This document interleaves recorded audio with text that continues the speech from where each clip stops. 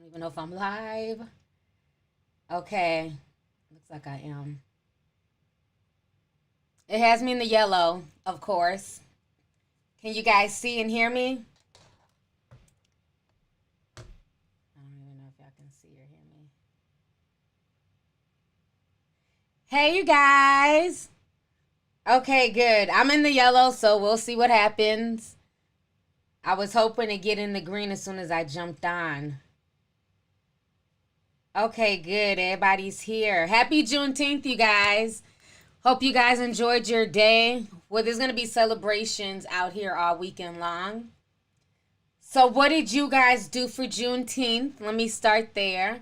And then also, people are now asking that Juneteenth be turned into a national holiday. How do you guys feel about that? Oh, it's a bunch of us in here. All right, that's what's up. Shout out new member Desiree Patterson. Thank you for joining the membership. I didn't know you were going to go live because you blocked me on Instagram. Honey, I've been blocking people all day. And I really cannot stand people who can't take a joke. I blocked like 15 people today who couldn't take a damn joke. But what's up, Sketch? Thank you for the super chat. Happy Juneteenth to you too. What's up, George? Glad you made the live. I was over south early. I was live streaming over south actually. So I was taking my Instagram audience, showing the George Floyd Memorial and what they were doing there. They were also doing stuff at Phelps Community Center. There was like a really nice thing that they put together for the community. Lots of kids there, games, free food. So that was really nice.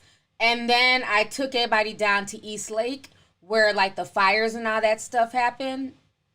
And they've cleaned up a lot of stuff. They have. I'm coughing again, probably from being outside. But yeah, they cleaned up a lot of stuff. They completely tore down the auto zone.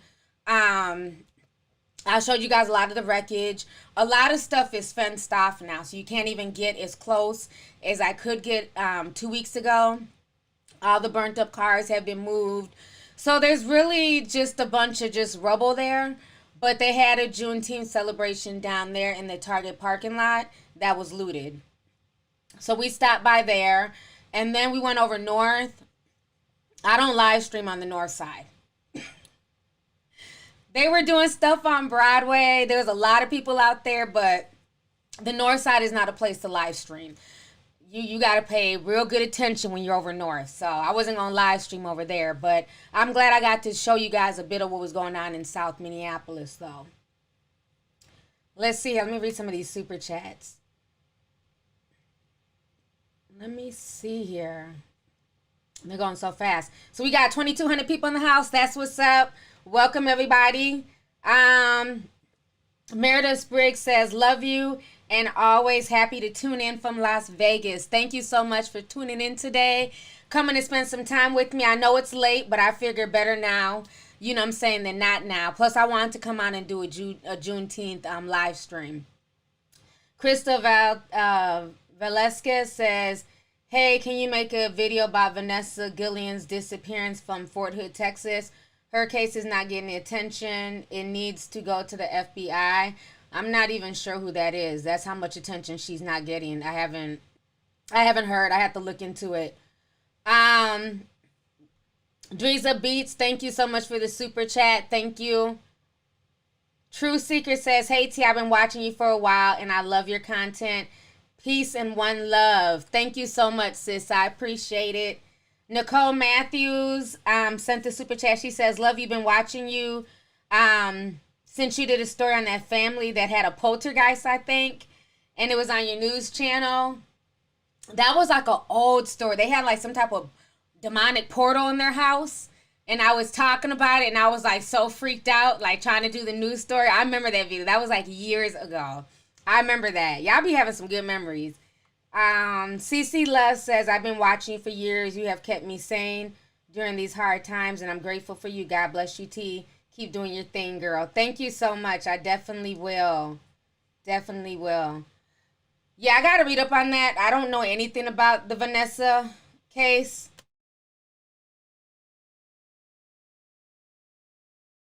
I mean, people go missing all the time. There's all types of missing people's cases. You never know what's gonna make something go viral. You never know what's gonna, like, spark certain things, and other things don't get as much attention, unfortunately. Like the young black girl Toyin, who got kidnapped and killed. It was two black women actually down there in Florida that were killed, and it ended up finding out that it was like an older black gentleman who did it. So that case has gotten some buzz, but not a whole lot, unfortunately. It's been some crazy shit, man, happening to like black women out here. And I don't know if Vanessa's black or not, because like I said, I haven't heard the name before. But did you guys see the black woman who got smacked in the face with the skateboard? That was crazy. And from what I'm hearing, the reason why he smacked her in the face is because she basically said that he wasn't her type. And he got mad. And somebody was like, oh, what's wrong with these kids nowadays? I'm like, kids, that's a grown ass man.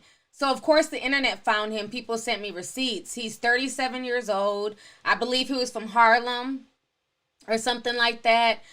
So people are trying to pressure the police to file assault charges on him because the way he hit her with that damn skateboard, I mean, it knocked her smooth out. It was fucked up. It was sad. He needs to be, if he hasn't been charged, he needs to be charged.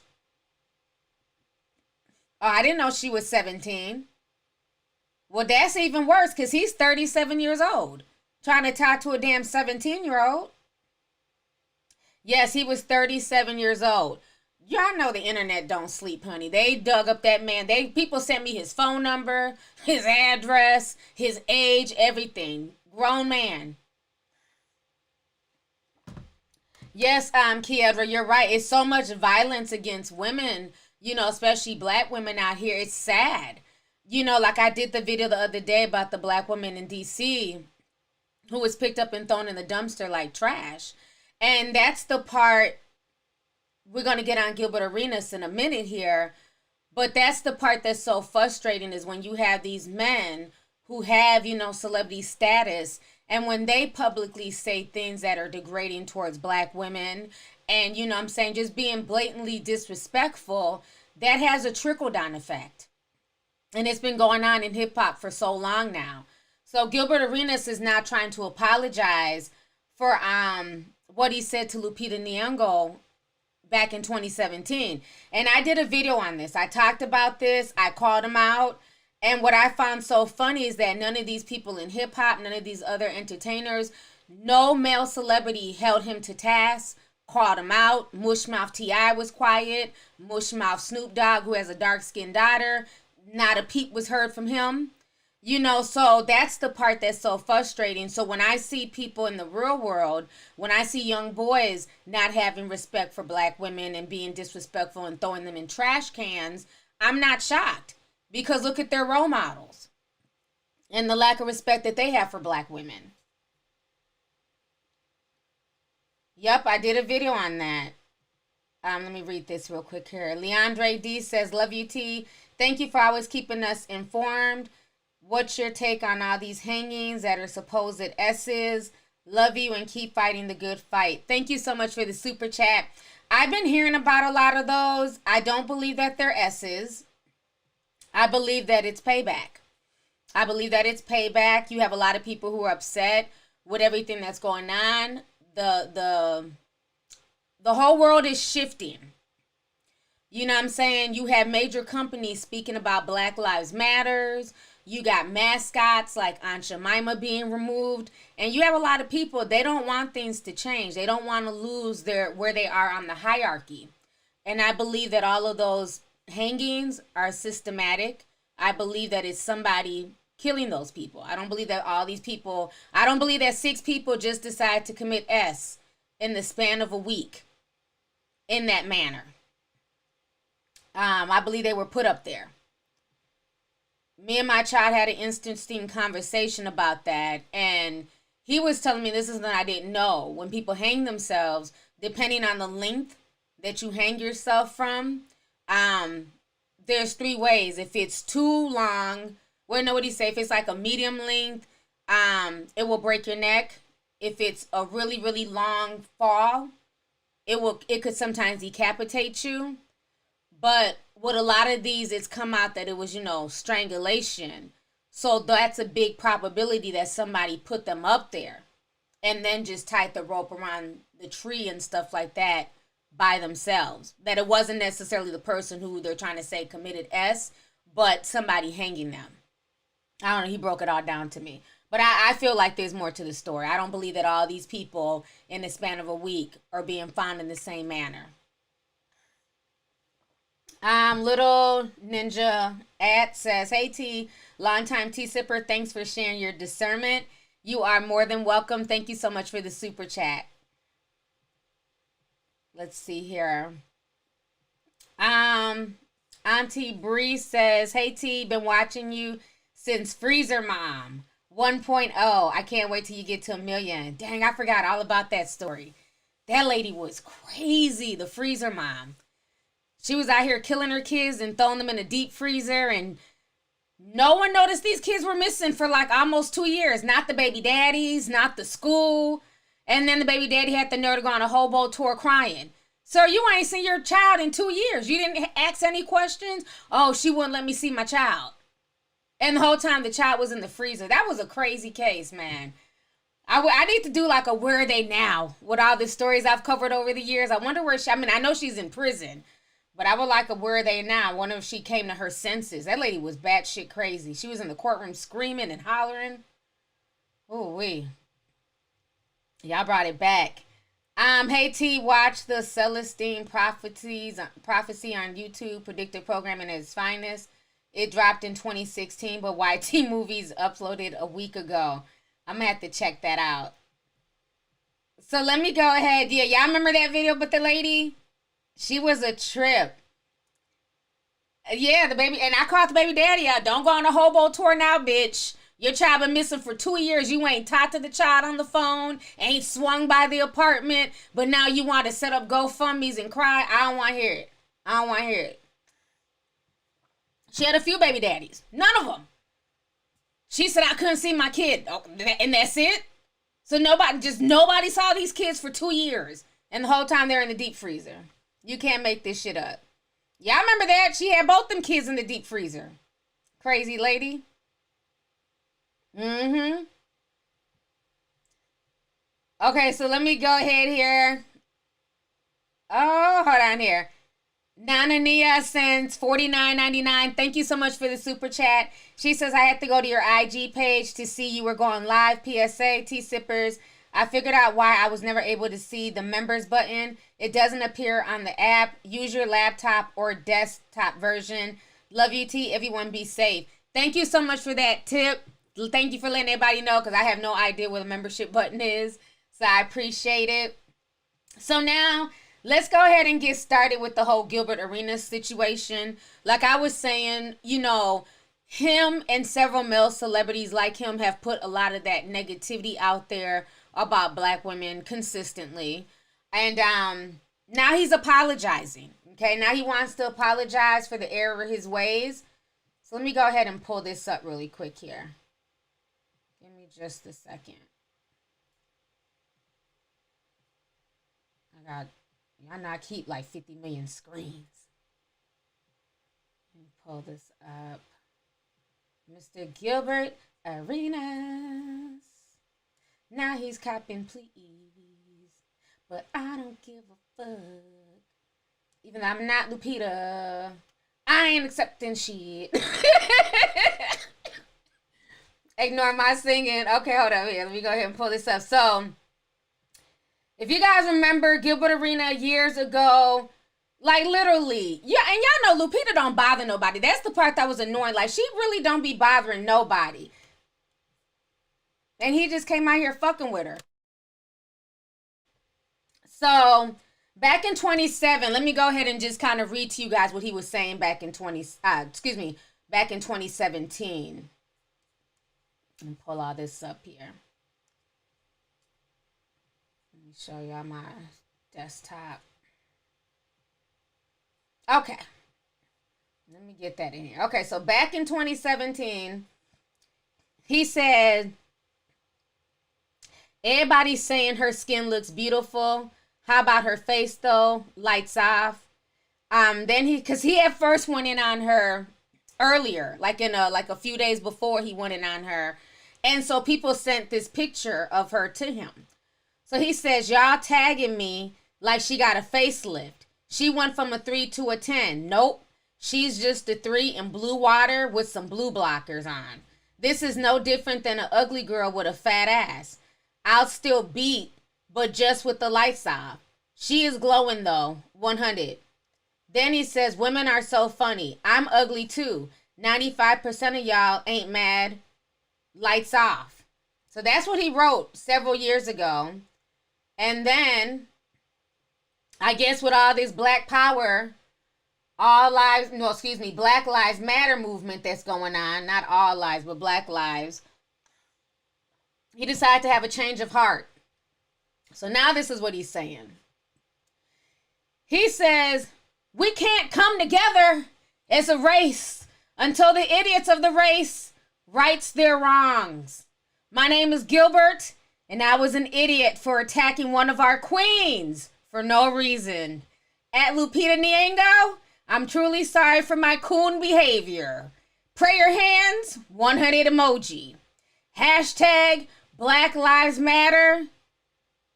And I don't know what else he wrote. Hashtag Black Excellence. Gilbert, if you don't have a tall glass of shut the fuck up, ain't nobody trying to hear that shit. Okay? Put a teacup in the comment section. Y'all know how I like to read with that voice. Put a teacup in the comment section if you do not forgive Gilbert Arenas. If you do not forgive him.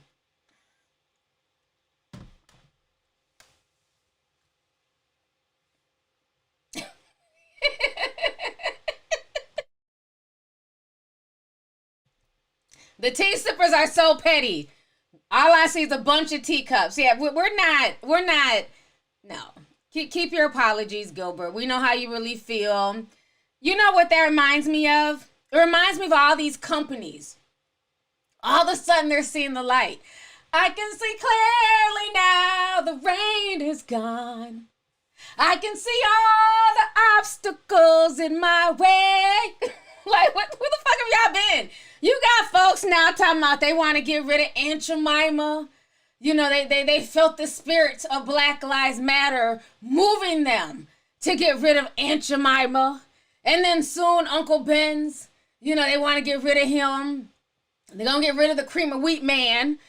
They're getting rid of all these so-called, you know, slavery pictures of people on food. That's what the whole thing with Gilbert Arenas reminds me of. All these white companies all of a sudden waking up. Like, they've been talking about Aunt Jemima. They complained years ago. That's why they removed the scarf. Remember? She used to have a scarf when I was a kid, y'all. Aunt Jemima and Mrs. Butterworth. Both them chicks had scars when I was growing up. Okay? So people started complaining like, yo, this ain't cool. You know, these are slave women. You know, we're past the whole era of the mammy. Let's get rid of this. And what did they do? What was their compromise to black people? They got rid of the scarves and gave Aunt Jemima a perm.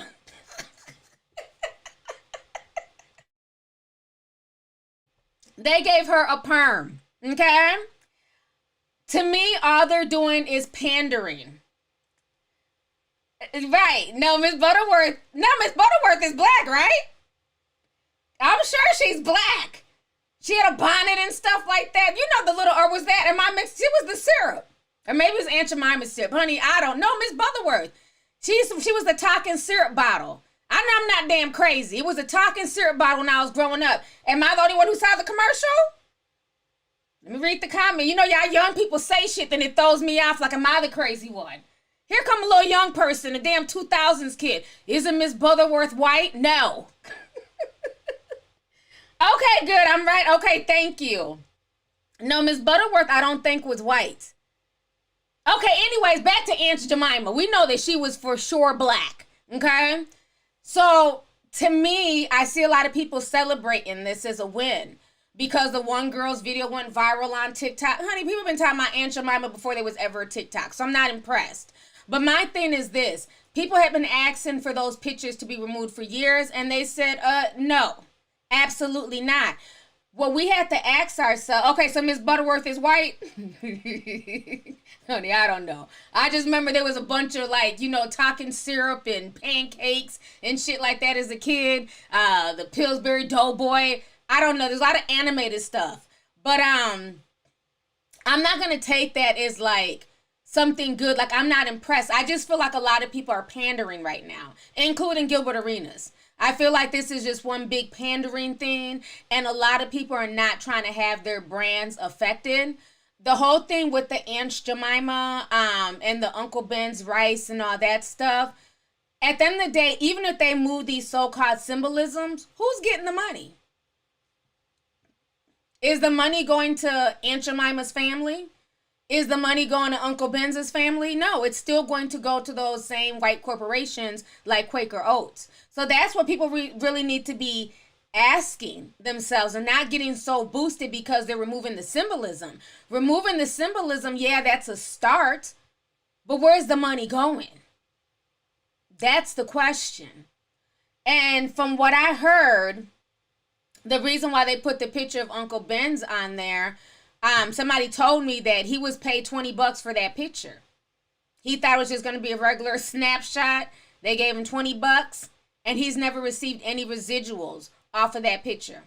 And the reason why they started using this, like using, you know, black imagery on food like that, because in the 60s, around that time, that's when there was like the whole pro-black movement and, you know, I'm black and I'm proud and all that stuff. So they decided to jump on board and add these black faces so that way people would think that these were black-owned companies, when in actuality they weren't. And that still goes on to this day. So I feel like, you know, a lot of these companies are just trying to pander. Nothing more, nothing less. You know, Taco Bell wrote a whole statement talking about, oh, we support Black Lives Matter, you know, this and that. We want to be more inclusive. And then what happened? One of their employees wore a Black Lives Matter mask on his face and was promptly fired. And his video went viral, and then Taco Bell was trending, and people were boycotting Taco Bell. So a lot of these companies are just releasing statements, you know what I'm saying, just to be like a part of the in crowd and act like they're really inclusive, but their actions are saying otherwise behind the scenes. DW Amara says, finally caught alive. Hey T, can't stay too long. It's getting pretty late. I've got an early day, but I want to thank you for your vids and honesty. Love from Canada. Thank you so much for the super chat, and thank you for joining me. I really appreciate it. You have a good day tomorrow. Thanks for coming through. K-Bob says, hey T, love you. I'm happy to stock up on all that stuff when they go on clearance. That's all I care about, LOL. I ain't mad at you. It's sad that I already called it. The black men were going to fold when the trend dies down. Yeah, it's going to be very interesting. And shout out to all 6,000 people on here. It's going to be very, very interesting where they go with this. You know, because like I said, I don't really care about the symbolisms and the gestures. What about the money? Just like, I forgot what liquor brand that, I want to say Jack Daniels. It was some documentary I was watching about that. I think it was Jack Daniels. Let me know if I'm wrong, but it was really a black man who started that company. They did like a whole special. Was it Jack Daniels? Okay, good. Thank you. They did a whole special like on ABC or something. And it was a black man who started the company. So I don't know. Somebody went back and researched. They found all this information. So then to make up for it, for, you know, years of making money off of this black man's invention, they decided to send his descendants to college. And to me, it's like, I mean, school is cool, but no, cut me a check. Because your descendants also got a free ride to college and they have generational wealth. Meanwhile, the people who related to Jack Daniel who invented the drink, their family gets nothing. They get none of that generational wealth. So, I don't believe in symbolic gestures like that. Don't give me no damn scholarship to a college, bitch. Give me some of that generational wealth. Okay? I don't want a free ride. I want generational wealth ride. Period. Keep your scholarship.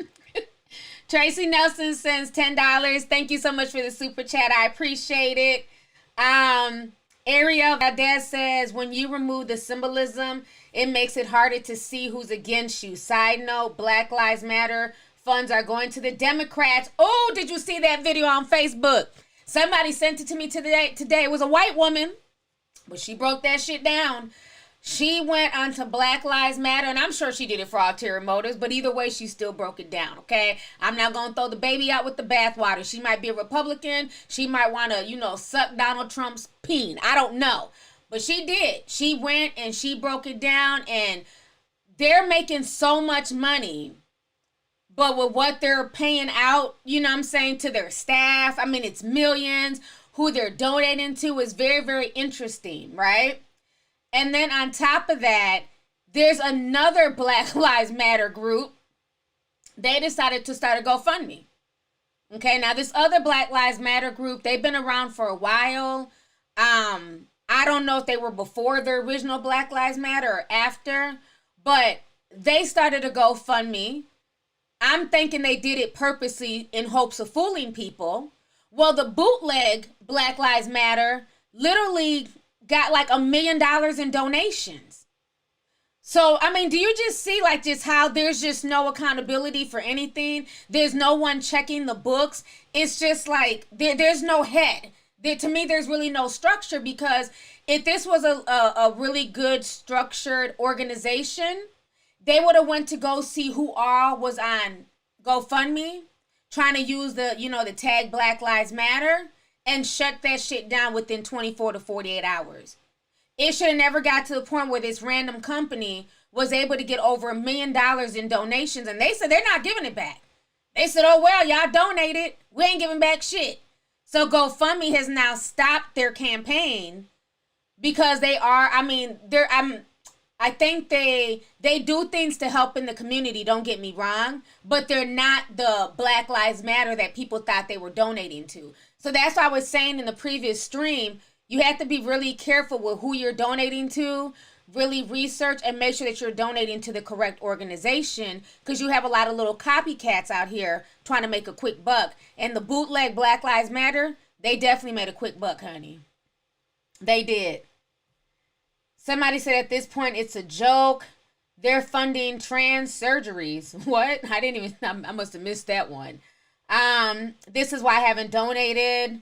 I'll sign a petition. Are you surprised we are celebrating a win when the war has yet to end? The BM that invented the the black man that invented the super soaker finally got his due process a few years ago. I didn't know a black man invented the super soaker. That was my toy back in the day. I did not know that. Damn, that's crazy. He didn't get no recognition, no money, and those toys were hot. That was a thing in the 90s. I had a Super Soaker 50 and I had a Super Soaker 100. And then, if you was balling, you had the kind where you put the water. It came like a little backpack, and you would just, squirt people. Super Soakers was the shit back then. We couldn't afford the one with the backpack. We had the 50 and the 100. That was it. Let's see here. That guy from Texas says none of these corporations are diverse at their top management. Agreed. Definitely agree with that. Tall Lady says thoughts about black women that don't go way out of their way to support Black Lives Matter. Because of colorism and sexism, we protect black men with our bodies, but the same compassion isn't shown to us by black men when we are abused.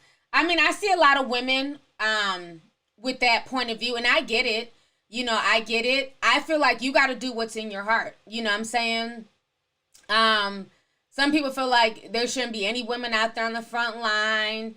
Women need to stop marching for, every time like black men get shot or something happens to them. But then in the same breath, you have a lot of black men abusing black women, disrespecting black women, not being just as vocal when a black woman gets killed like Breonna Taylor. So I definitely get that. But at the end of the day, it's a personal choice. You know what I'm saying? So for me, I can't have a I hate all black men attitude because I have boys. Like, how can you raise sons, but your whole attitude is, F black men, I don't care what happens to them. I just can't have that mentality. So my situation is different. Other people who don't have kids or who, date interracially, that's their situation. But I can't have that mentality. You know what I'm saying? But I do agree that at the end of the day, real conversations need to be had.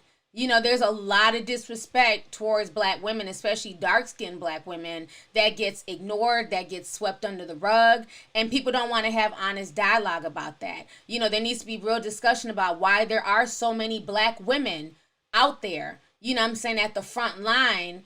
Meanwhile, a lot of, not saying that they weren't guys there, because there were definitely guys there, but it's a lot of it is the women organizing and putting and bringing things together. So I think that's really important dialogue, but at the end of the day, it has to be up to that individual. But for me personally, I can't have that type of attitude when I'm raising boys. Like, that'd be crazy. You know what I'm saying? So that's how I look at it. I take everything, everything even I've done with this whole situation is also to better my sons, and their friends and things like that. So that's how I look at it. But thank you so much for the super chat, tall lady.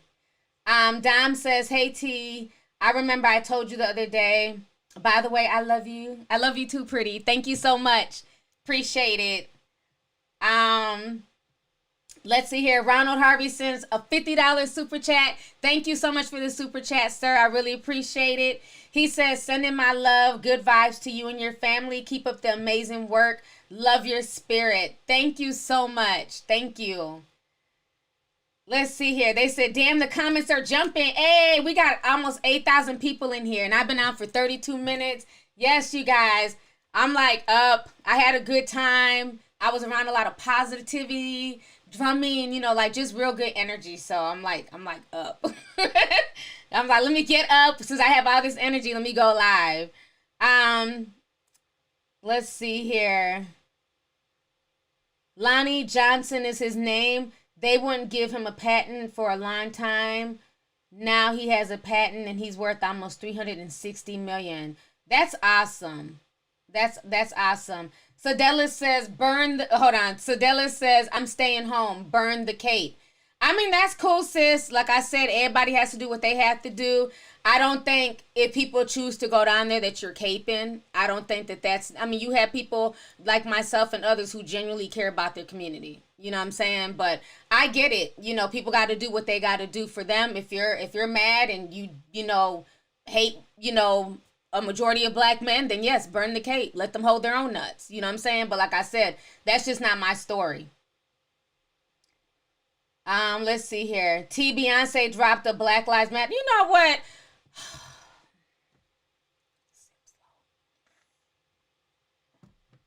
There's been so many Black Lives Matter songs coming out. I can't keep up. Like I told you, I like Little Baby's. His song, the way he shot the video, very tasteful. I like the fact that he was honest about his past mistakes, the things that he would rap about. I really like Little Baby stuff. I haven't heard Beyonce's song, so I can't judge it. But then, what's his name? YG dropped his song and his visuals. I didn't care. Who else was it? It was a few people, because somebody DM'd me, and it was like everybody has a Black Lives Matter song now. Like I said, at this point, a lot of it, I haven't heard hers either. Some people are doing it, and it's genuine. Other people, it's like, when was the last song y'all heard from YG? It's okay, I'll wait. Okay. I'm hearing, did A$AP Rocky drop something too?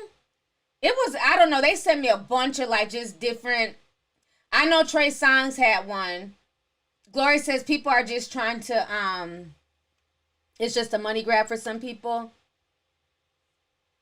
Oh, her song is called I Can't Breathe. Oh, I don't know about that. I just do not like the I Can't Breathe thing. It's such a negative affirmation. Not knocking her song because I haven't heard it. I'm not saying it's a good or bad song. I just hate how, like, okay, so ASAP did drop a song after he did that fake video shoot, how he had the tagger come and spray paint graffiti, then he ran to take a picture. That was such bullshit. I haven't heard anybody's stuff besides Lil Baby that has to do with Black Lives Matter. Like I said, I'm not saying that all these songs are trash. I'm not going to listen to them. But I know for a lot of people, this is just a quick money grab, especially for the ones who haven't been making music.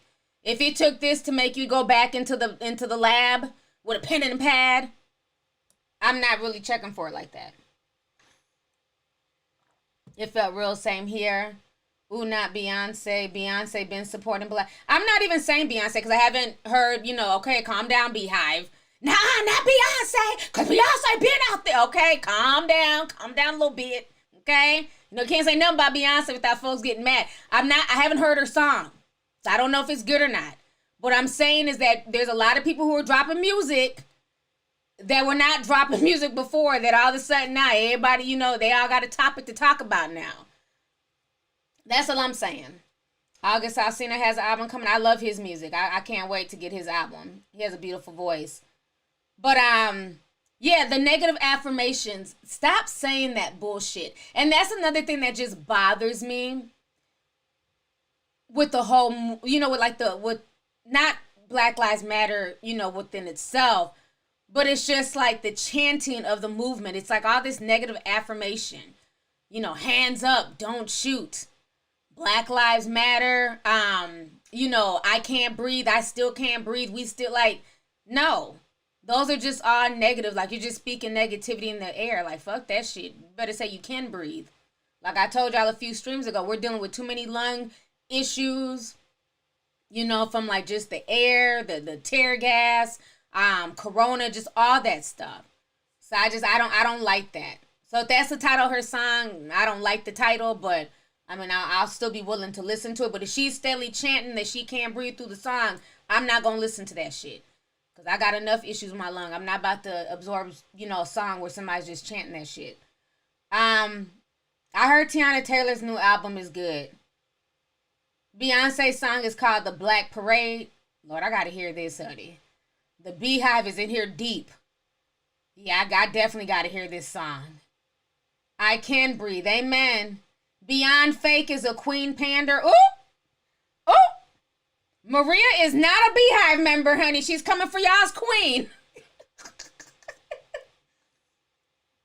I've heard people say that. I've heard people say that, she just jumps onto trends. I don't know. I don't know. It's called, hold on, what about Russell? What you think about Russell Simmons? I heard he's getting drugged for his Breakfast Club interview. I think I listened. I only wanted to hear the part about him addressing the rape, all that, yum, yum, yum, yoga. I don't give a shit about nothing that Russell has to say. But I did want to hear his, what he had to say about the, the R allegations. He said something that just struck me funny, like something about what he tells his daughters. Like, his daughter, he has a conversation with them and he lets them know that they have the right to say no. And I'm like, well, the women who are accusing you, and there's many, did you give them the right to say no? But he was also a cokehead back then. I'm like, let's keep it real. They were all on coke, snorting them good lines and shit. I don't put nothing past Russell. That yoga pose, and then he tried to do the whole yoga. It was just so disingenuous. That's why I couldn't watch. Like I told y'all before, I don't like my intelligence being insulted. I just don't like my intelligence being played with. This dude literally was in a yoga pose the whole time doing the Breakfast Club interview. I'm like, I know my knees are, weak as hell, but I'm like, your knees don't hurt at all. You just gonna sit there for the whole hour like this and just, steadily trying to put the vibe out there that he's like this whole spiritualist and he's so enlightened and woke and, how could he ever take the punani from somebody? After all, he's a yoga master. Ho, hum, yoga. Do I look like I have to take some punani, nanny? Let me stop! I don't trust Russell Simmons' ass one bit. He was fucking Kimora Lee Simmons when she was a damn teenager. But y'all don't want to talk about that shit. All y'all 90s kids, what y'all know about that Kimora and Russell Lee, that Russell Simmons tea? Remember, a long time ago, Tyra Banks was like, oh, Russell used to get on our nerves because he was always trying to talk to all the young models. And then when he got with Kimora, everybody was like, you're too old to get with her. He didn't care, and Kimora Lee's mama didn't care either. But it was kind of different back then. But he got with Kimora he started hollering at her, grooming her when she was around 17. Now she can try and play crazy all she wants to, because that's all they do. Remember when we were dragging Misha, Puff Daddy baby mama, she got the block in everybody. Let me not bring back up that live stream we did a year and a half ago when the internet was during the whole R. Kelly situation. And the internet was like, y'all not just gonna come for R. Kelly, bitch. We about to go down the road. And they was pulling out all of Diddy's OT. How he got with Misha and how Misha was knocked up as a teenager. They was spilling Russell Simmons' tea. Who else? They was spilling everybody's tea. Jay-Z. They was spilling everybody's damn tea. Honey, they was dragging Misha so hard, she got the block in everybody. She was like, I was not 16 when I was pregnant with Justin.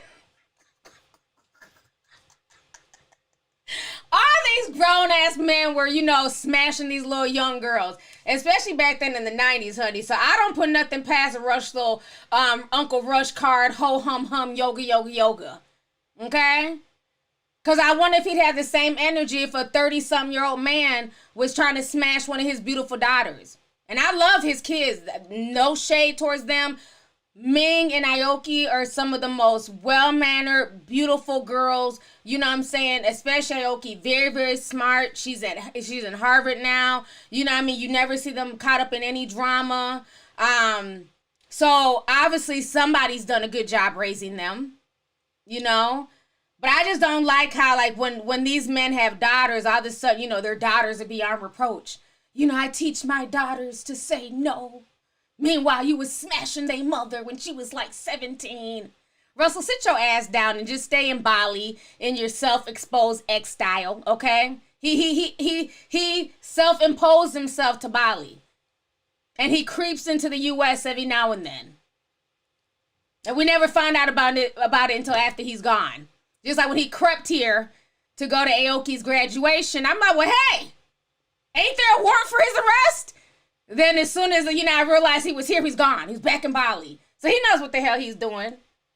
We ain't seen his ass since these damn R allegations came out. Now you want to do a Breakfast Club special? Sir, miss me with the bullshit. Okay? Oh, damn, we got a lot of super chats. I'm sorry, y'all. Y'all know how I feel about Russell. Uncle Rush card. And it's BS. Asian Muhammad sent $50. She says, hey, T, I'm a big fan from Toronto. I still die about who's going to take care of those kids. Wait, who's going to take care of all those kids video? LOL. Speaking of the black woman being disrespected in Somalia and I think Ethiopia, the government sold their girls to be servants in Arab countries. Thank you so much for the super chat, sis. It's people think that slavery is over, but there's still a lot of slavery going on. In like Northern Africa, in the Middle East, and a lot of people, like a lot of dark-skinned people in Sudan and in other parts of Africa are sold into slavery all the time to like the Arabs and stuff like that. So it is something that does need to be discussed, but it's sad because you figure when all that stuff is happening, a lot of these governments, they know about it. They know about the sex trafficking. They know about, just call it slavery. People want to make cute names like, oh, it's indentured servitude and all that shit. But it's what it is. It's modern day slavery, and a lot of these governments know about it, but they don't care. They don't care. I remember a few years ago, they found a bunch of like black men like in cargos, in cargos being trafficked like through the Sahara Desert or something, getting ready to go to like Northern Africa, and they were trafficking them to be slaves. I seen videos of, some of these men being whipped, being beaten, being killed. So it's real. It's real. So thank you for bringing that up. I appreciate it. Um, Trey Diaz says it's hard being a black person within the LGBT community, knowing that many of us go through hell with straight black men. I can understand why some of these black women are saying that, but I would definitely keep fighting. Thank you so much for the super chat, Trey Diaz. And I agree with you. You know, there's a lot of stuff that needs to be changed. You know, there's a lot of conflict with the LGBT community and the straight community. Like, people don't support it as much as they should. And those are discussions that need to be had. I know somebody had sent a super chat like a few weeks ago when that trans lady got beat up. I believe it happened here in the Twin Cities. And they were saying that they didn't want LGBT or trans people marching on the front lines because they keep getting abused by straight men. So I can, like I said, everybody has to do what's in their heart. You know, regardless if you're a black woman and you feel like you want to be out there or you don't want to be out there, or if you're part of the LGBT and you want to be out there, you don't want to be out there, you got to follow your heart and do what's right for you. So thank you for the super chat. Appreciate it.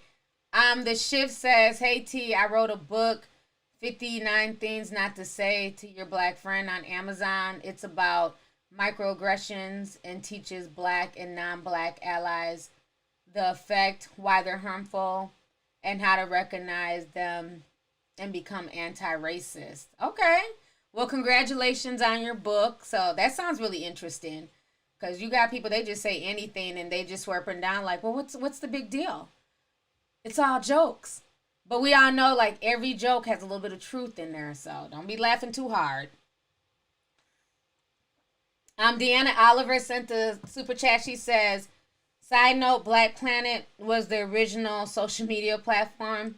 Then MySpace comes out, and it was almost identical. Then Facebook, they always took the credit. You know what? Now that I think about it, Black Planet was very similar to MySpace. I never looked at it like that, because I remember my backdrop, my wallpaper on Black Planet was Megan Good.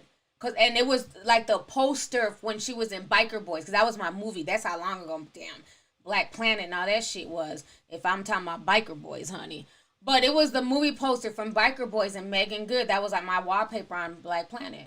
I never thought about that. It was very similar. You could have music on there and, you know, post stuff. So they don't get no credit, honey. People don't even talk about Black Planet no more. But that was a spot. Trey joined the membership. Thank you, Trey. Welcome new member Jennifer Finkel. Thank you for joining the membership.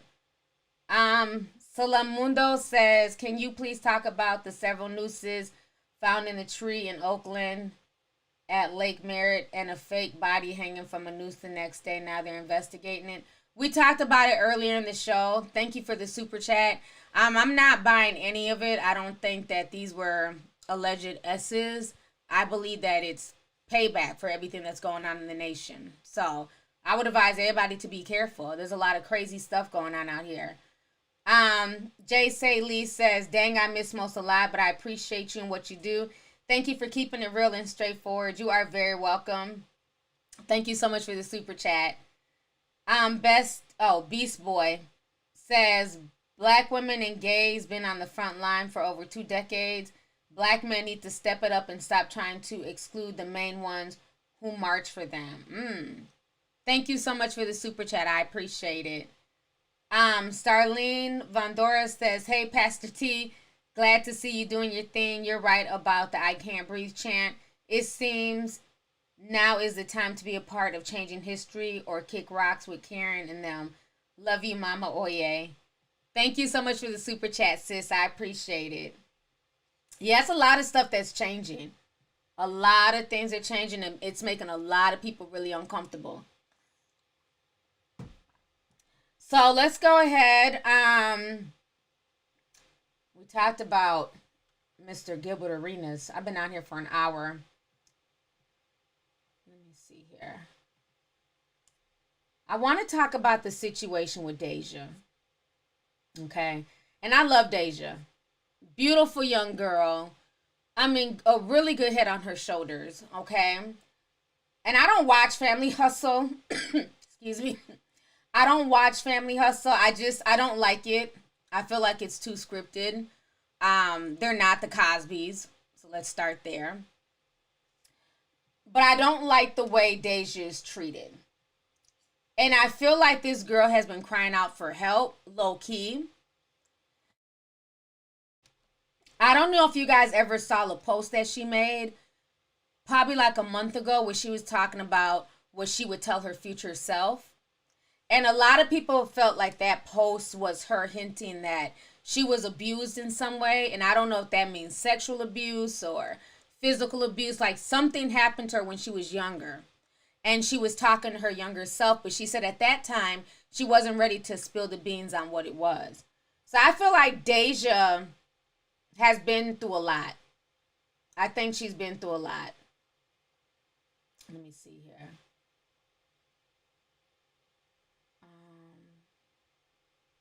Let me pull up this clip.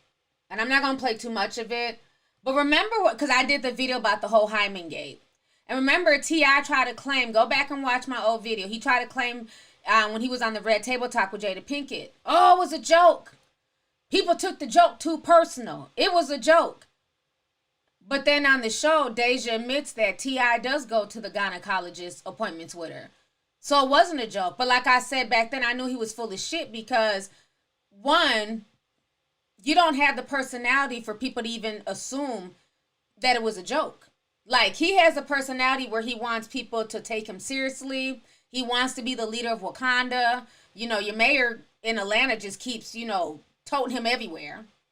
So, you're not Dave Chappelle. You're not Chris Rock. Like, why would people even assume that you were joking about taking her to the gynecologist and getting her hymen checked? Because he has a very serious persona. And Deyjah has admitted that he does go with her to the gynecologist. But I'm sure she didn't want the whole world to know that. Hence why she was so embarrassed and upset. I'm going to just play you guys a small snippet. Let me go ahead and get it set up here. I just feel really bad for her. And I feel like she's ignored. And because she's not trying to be a part of it. Because she doesn't give me vibes that she wants to be a part of the industry per se. And maybe that's why she kind of feels like the black sheep. Because you have Zanique is a singer. The one boy, what's his other son with the dreadlocks? I forget his name. He's a rapper. Then you have the other one with the blonde hair. I don't know what he does. Sings, raps, I don't know. But King. You can't, that's his name, King. You can't tell King anything. And then the older boy, he's in college, but I don't think he's into like music and stuff. So I think Deyjah's trying to find herself. Domani, thank you. That's his name, Domani. And Domani's really good. I've heard him live. He's pretty good. So, and I think because of that, she just doesn't know where she fits in, unfortunately.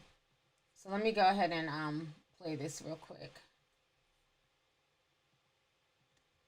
All right, y'all. That's enough.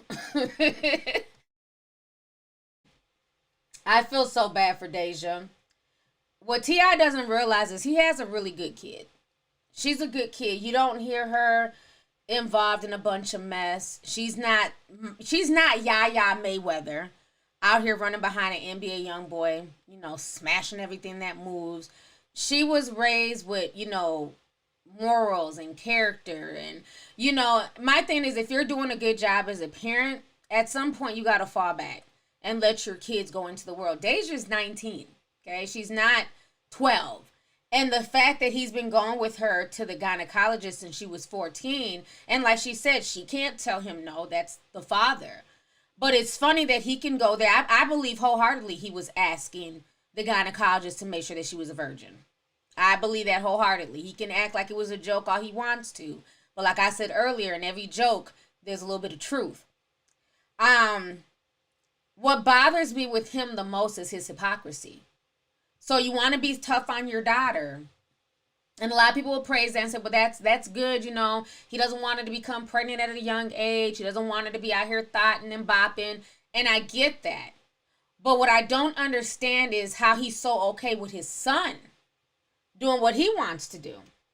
Because with his son, he makes comments like, oh, we probably going to end up being grandparents because of King. And I'm like, King is 15 years old. Like, why would you even try and speak that? Even if he is, we all know he's having sex. He's been fucking since he was like 13. But Even if he's having sex, why would you even speak that into the environment? And why is it okay for King to possibly father a child? Is he not fathering a child with somebody else's 14, 15, 16-year-old daughter? Like his thinking is so backwards. So it's okay for your son to get somebody else's daughter pregnant, but God forbid your daughter who's of age, she better not be having sex or she could be disowned.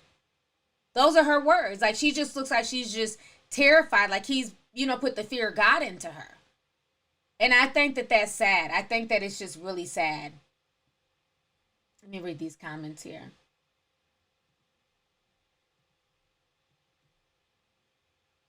King is in high school getting his ass beat in the bathrooms, but worried about sex. Teach him how to fight. Ooh, I remember that. I remember that video, honey. He really messed her up. Toxic masculinity. When will Tip really get called out once and for all? This is why I can't stand Tiny. She could have spoken up being a woman. Shake my head. I thought Deyjah wasn't his biological daughter. Deyjah is his biological daughter. Okay, let me break it down, honey. Their family's so convoluted. Deyjah is Tip's daughter with another woman. Okay? So that's one baby mama. Then the two boys, Domani. What's the older boy name? I be forgetting his name too, honey. The two older boys are by a different baby mama.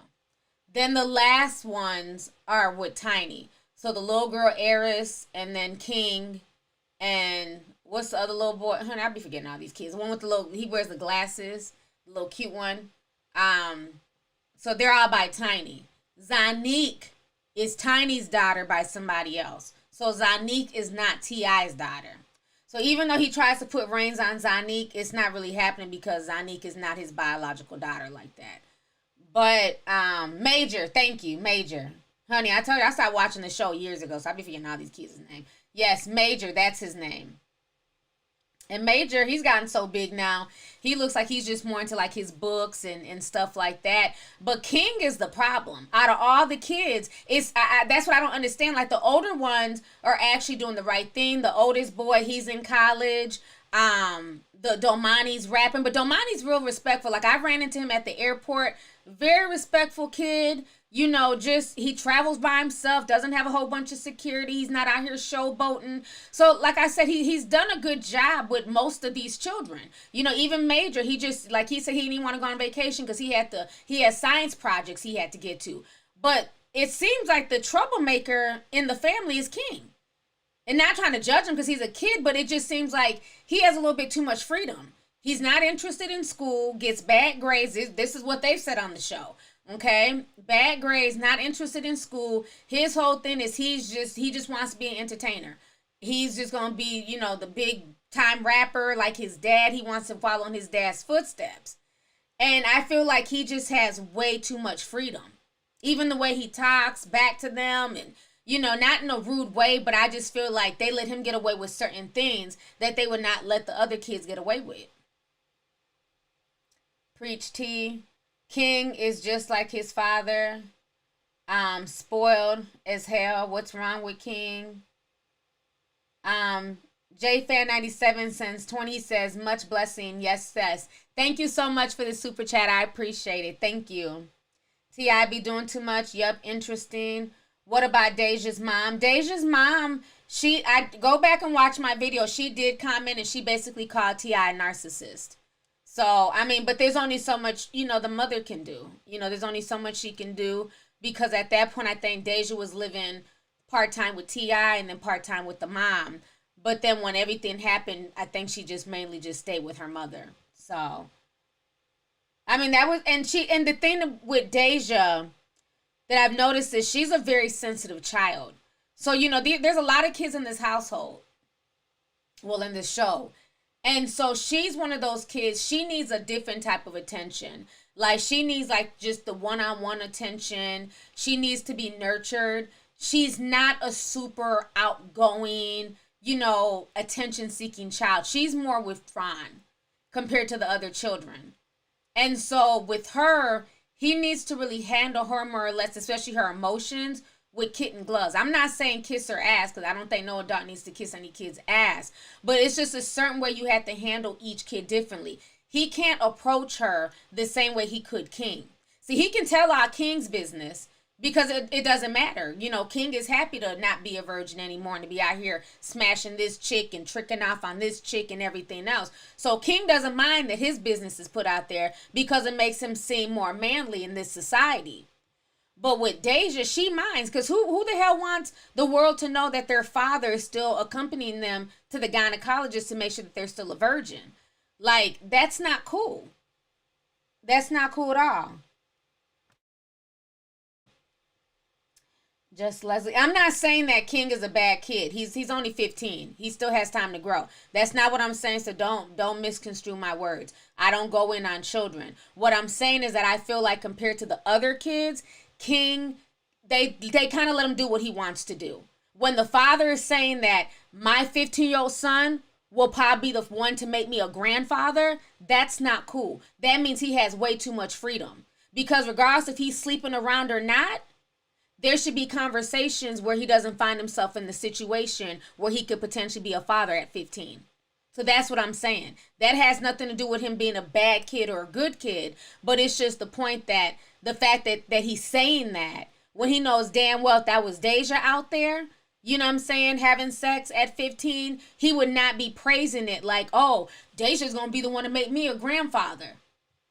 But what I'm saying is that what is the difference? His son is going to make somebody else's father, you know what I'm saying, a grandfather, before they're ready to.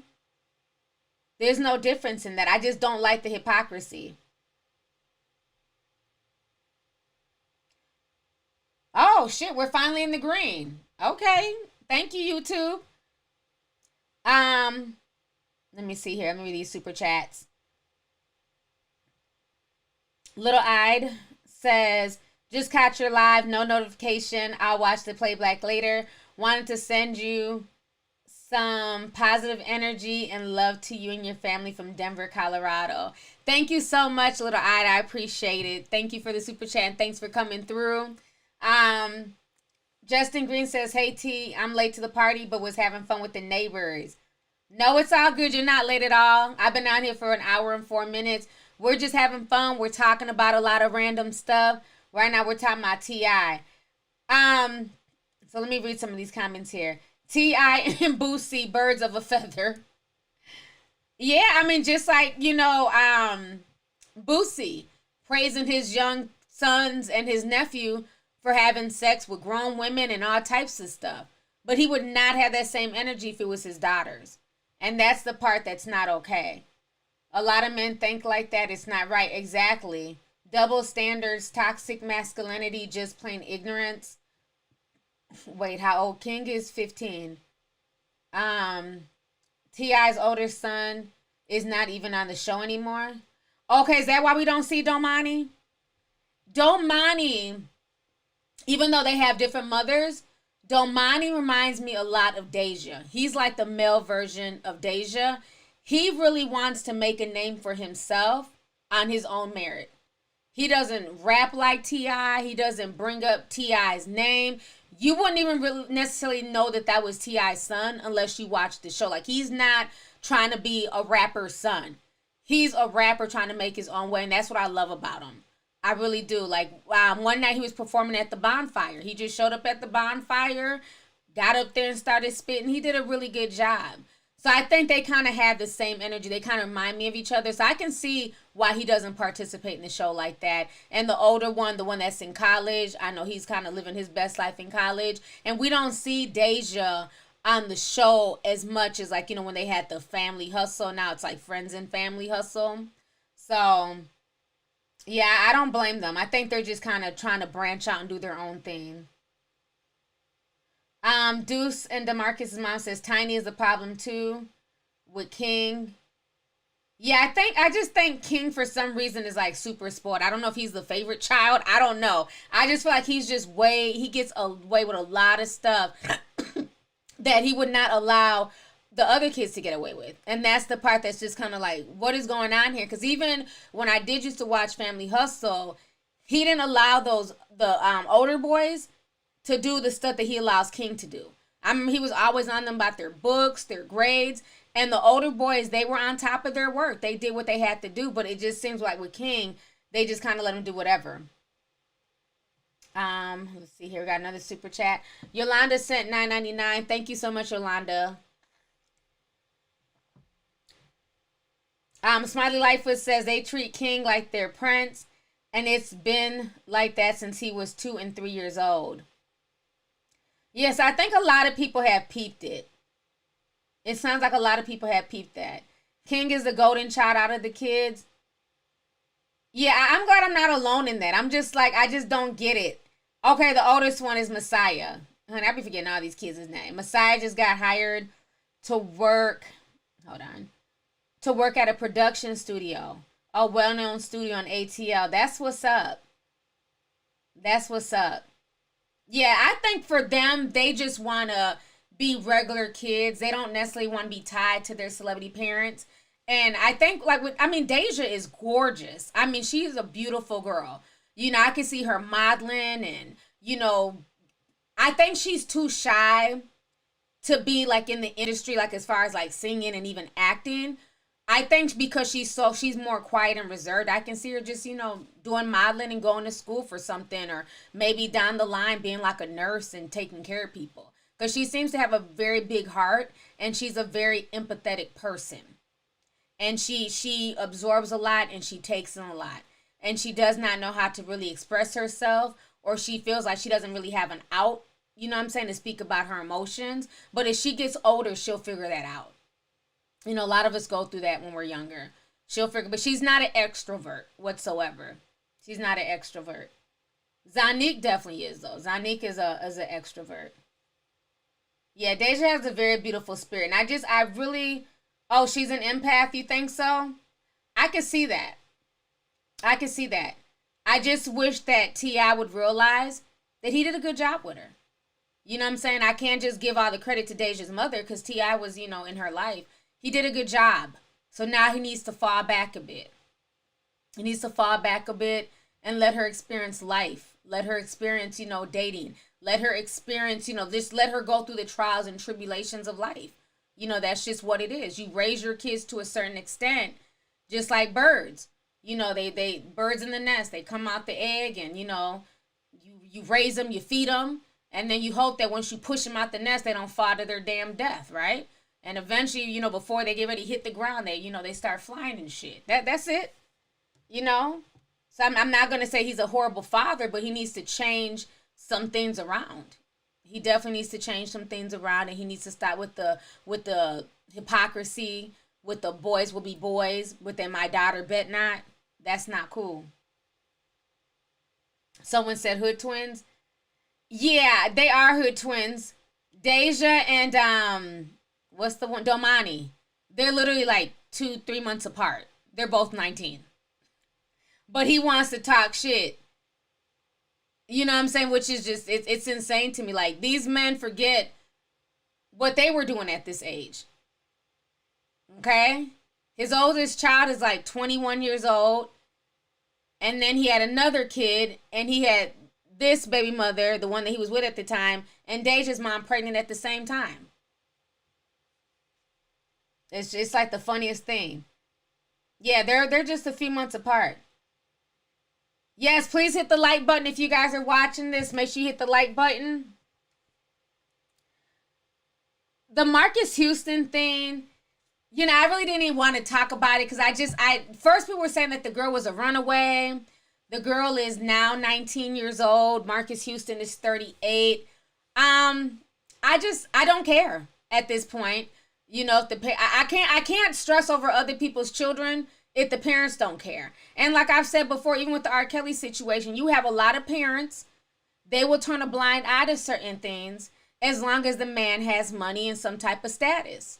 So I wouldn't be surprised if her parents were like, yeah, you need to go on ahead and talk to him. She's legal, she's of age. You know, but he is way older than her.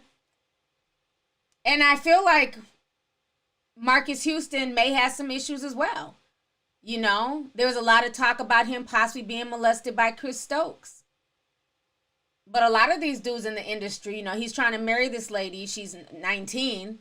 I don't know what a 19-year-old and a 38-year-old really have in common. That's a big age gap, totally different experiences. But, it's different when it's an older man and a younger girl. And for her, she's looking for stability, and she's just gassed up because she's dating, Mr. Go Home Roger. That's all. Yeah, I mean, it's like that with most of them. Diddy was grown when he was, dating and smashing Misha. Jay-Z was grown as hell when he was dating and smashing Beyonce. Okay? So I'm not gonna. What do y'all want me to do? Drag him? Did y'all drag Jay-Z when his old ass got with Beyonce at 18? It is what it is. Go home, Roger. Get out here with the bullshit. Did you see Matt Gatz and his son? I don't know who that is. Angel Star. I'm not sure who that is. Corey Plowden says they know what they're doing. They're afraid of the karma. I think that's what it is. I think when a lot of guys get really possessive like that of their daughters, they do that because they know what they did to their mothers. Like I've said in the past, sadly, sometimes, men who were so doggish, that is low key sometimes their karma is having daughters. Because the same tears that you are causing another woman to have is going to be the same tears that you're wiping off your child's face. And that's real talk. Y'all can get offended, but it is what it is. You have a lot of men out here who have no problem disrespecting women, but somehow when it comes to their daughter or comes to their mother, it's like, oh no, you better not call my mama bitch. You better not I'll kill somebody for my daughter. But this random black woman, you had no problem throwing her in the trash. Or, the woman that you're dating, you can't stop fucking around and cheating on her. But if somebody does it to your daughter, it's an issue. You know what I'm saying? Like, I can't stand that mentality. And I see it all the time. I see it all the time. And it's usually men who are very, very doggish, who tend to be so overly protective of their daughters. Look, Jasmine K says, sounds like my dad. That is too funny. Eli Garcia says, hey T, sending blessings to you and your family. God bless you and your home. I feel like something big will start this October. I really don't think it's the virus. Stay safe. It's a lot of stuff, I feel, coming down the pipeline. I know I was talking to my friend overseas, and a lot of the media hasn't really been picking up on it, but there is huge conflict right now. If you guys do not know, like I've been telling y'all the last few streams, I'm getting tired. Ooh, it's 11:42. Sorry if I'm getting sleepy, but I've been trying to tell y'all the last few streams. Keep an eye on China. I do not trust China. I don't trust the CCP as far as I can throw them. Now, I showed y'all a video that I got the other day where these African men, they drove to 4 different hospitals in China, and they were denied service, and their friend died. I don't know if you guys have seen that video. I'm not going to show it on here just because, YouTube hoodie. But it's on my Instagram page. That man was in the back of the car, moaning, groaning. I don't know what was wrong with him. But they took him to 4 different hospitals. And the Chinese refused to treat him. That black man died at the 4th hospital. Very, very disturbing video. But I say that to say this. There's huge conflict going on right now between China and India. If y'all don't know, please read up. There was some type of, I don't want to call it a war, but it was some type of conflict at the border between China and India. And the Indians were bucking back at the Chinese, gunfire exchange, and several people on both sides died. So yeah, it's a lot that's going on right now. India don't play, honey. They stay dragging China. Yes, he died. I have the video. Them carrying him out on the gurney. It's really sad. Yep, India and China are warring right now. I really believe that it's a lot that's going on, and the virus ushered in stuff, but it's not going to end here. All of this unrest, like I told you, it's bigger than just stuff happening here in America. All of this unrest is happening all over the world. But I believe, and I'm not giving any dates and all that stuff, but I believe with everything that's going on, even with the whole terror situation, we have our own issues with China and all their shady practices. I believe there may be some type of war on the horizon. And it may start with China and India. There's also conflicts between them and North Korea and South Korea as well. So the two Koreas. Oh, good. Somebody else wrote that. North and South Korea. Yep. So there's a lot of conflict. I don't want to call it World War III, honey. I know my visions sometimes come to pass. So I'm not trying to call it anything. But I just feel like there's going to be some type of warring conflict, especially with everything that's going on right now between China and India. And the U.S. mainstream news is not reporting on it. That's why I always tell you guys, make sure you guys are also watching news from other countries. BBC, Russia Today. There's a bunch of them. Because India knows what China is doing. Let's see here. Maybe it's in the air. Y'all think India knows that China started the virus? Hell, India ain't got to know nothing. I know that they started the damn virus. The Wuhan. Let's see here. Tyra McKay says, hey T, I'm a fellow empath and a tea sipper from way back. Still rocking your messenger bag. Oh, with the personalized art. Just showing you some love and support on your top-notch platform. Thank you so much, Tara. Thank you. I appreciate that. I remember those bags. They all sold out. I still have mine too. That's what I used to carry my laptop in. My laptop bags. Those were awesome. Those were awesome. Thank you so much. Cameron Roach sent $12. Thank you so much for the super chat, Cameron. I'm a pimp named Slickback. Says, hey T, did you already talk about them wanting black folks to take a vaccine for COVID first? Love you. I didn't hear that one. I didn't hear that they were talking about black people taking it first. I remember a few months ago, those French doctors were talking about doing, the trials in Africa. And they got caught speaking about it on camera and had to apologize. Russia, where you at? Yeah, WION news is really good. That Indian lady, I love her. They, for some reason, every time I subscribe to them, I get unsubscribed and subscribed to CNN. It's happened 3 times in a row. It's ridiculous. Even when I watch her, they don't put her in my recommendeds. When they drop new videos, I have to literally go and look up their channel. They constantly unsubscribe me from them. And she keeps it real. I really like her. She be going in. Lana says, T, I have a friend who's dating a cop. She says there's a rumor going around that cops are planning on protesting on the 4th of July by refusing to help people do their jobs. I can believe it. I know there was a whole bunch of conflict with supposedly the police were calling out in Atlanta. Because once those police officers were charged, the boys in blue were upset. And like I said, some people got mad, but it is what it is. People have to decide. Do y'all want the police? Do y'all not want them? Do we abolish the police altogether? Do we just defund? There's so many different things that's being spoken, but nobody really knows one way or another. I feel like definitely holding the bad police accountable is a must. And if they're wrong, then why would you not side with that? But for some reason, a lot of these police officers, not all, but obviously the ones down in Atlanta, feel like he didn't do, anything wrong. He was justified in that killing. So it's going to be interesting. I wouldn't be surprised at all if they just decide to just, quit. I've been feeling more and more like we're living in the purge. And in a minute, there's going to be so much police and civilian conflict that a lot of police officers are just going to be like, well, F it. We don't care anymore. How many posts have I posted on Instagram of police all over the country in different states quitting?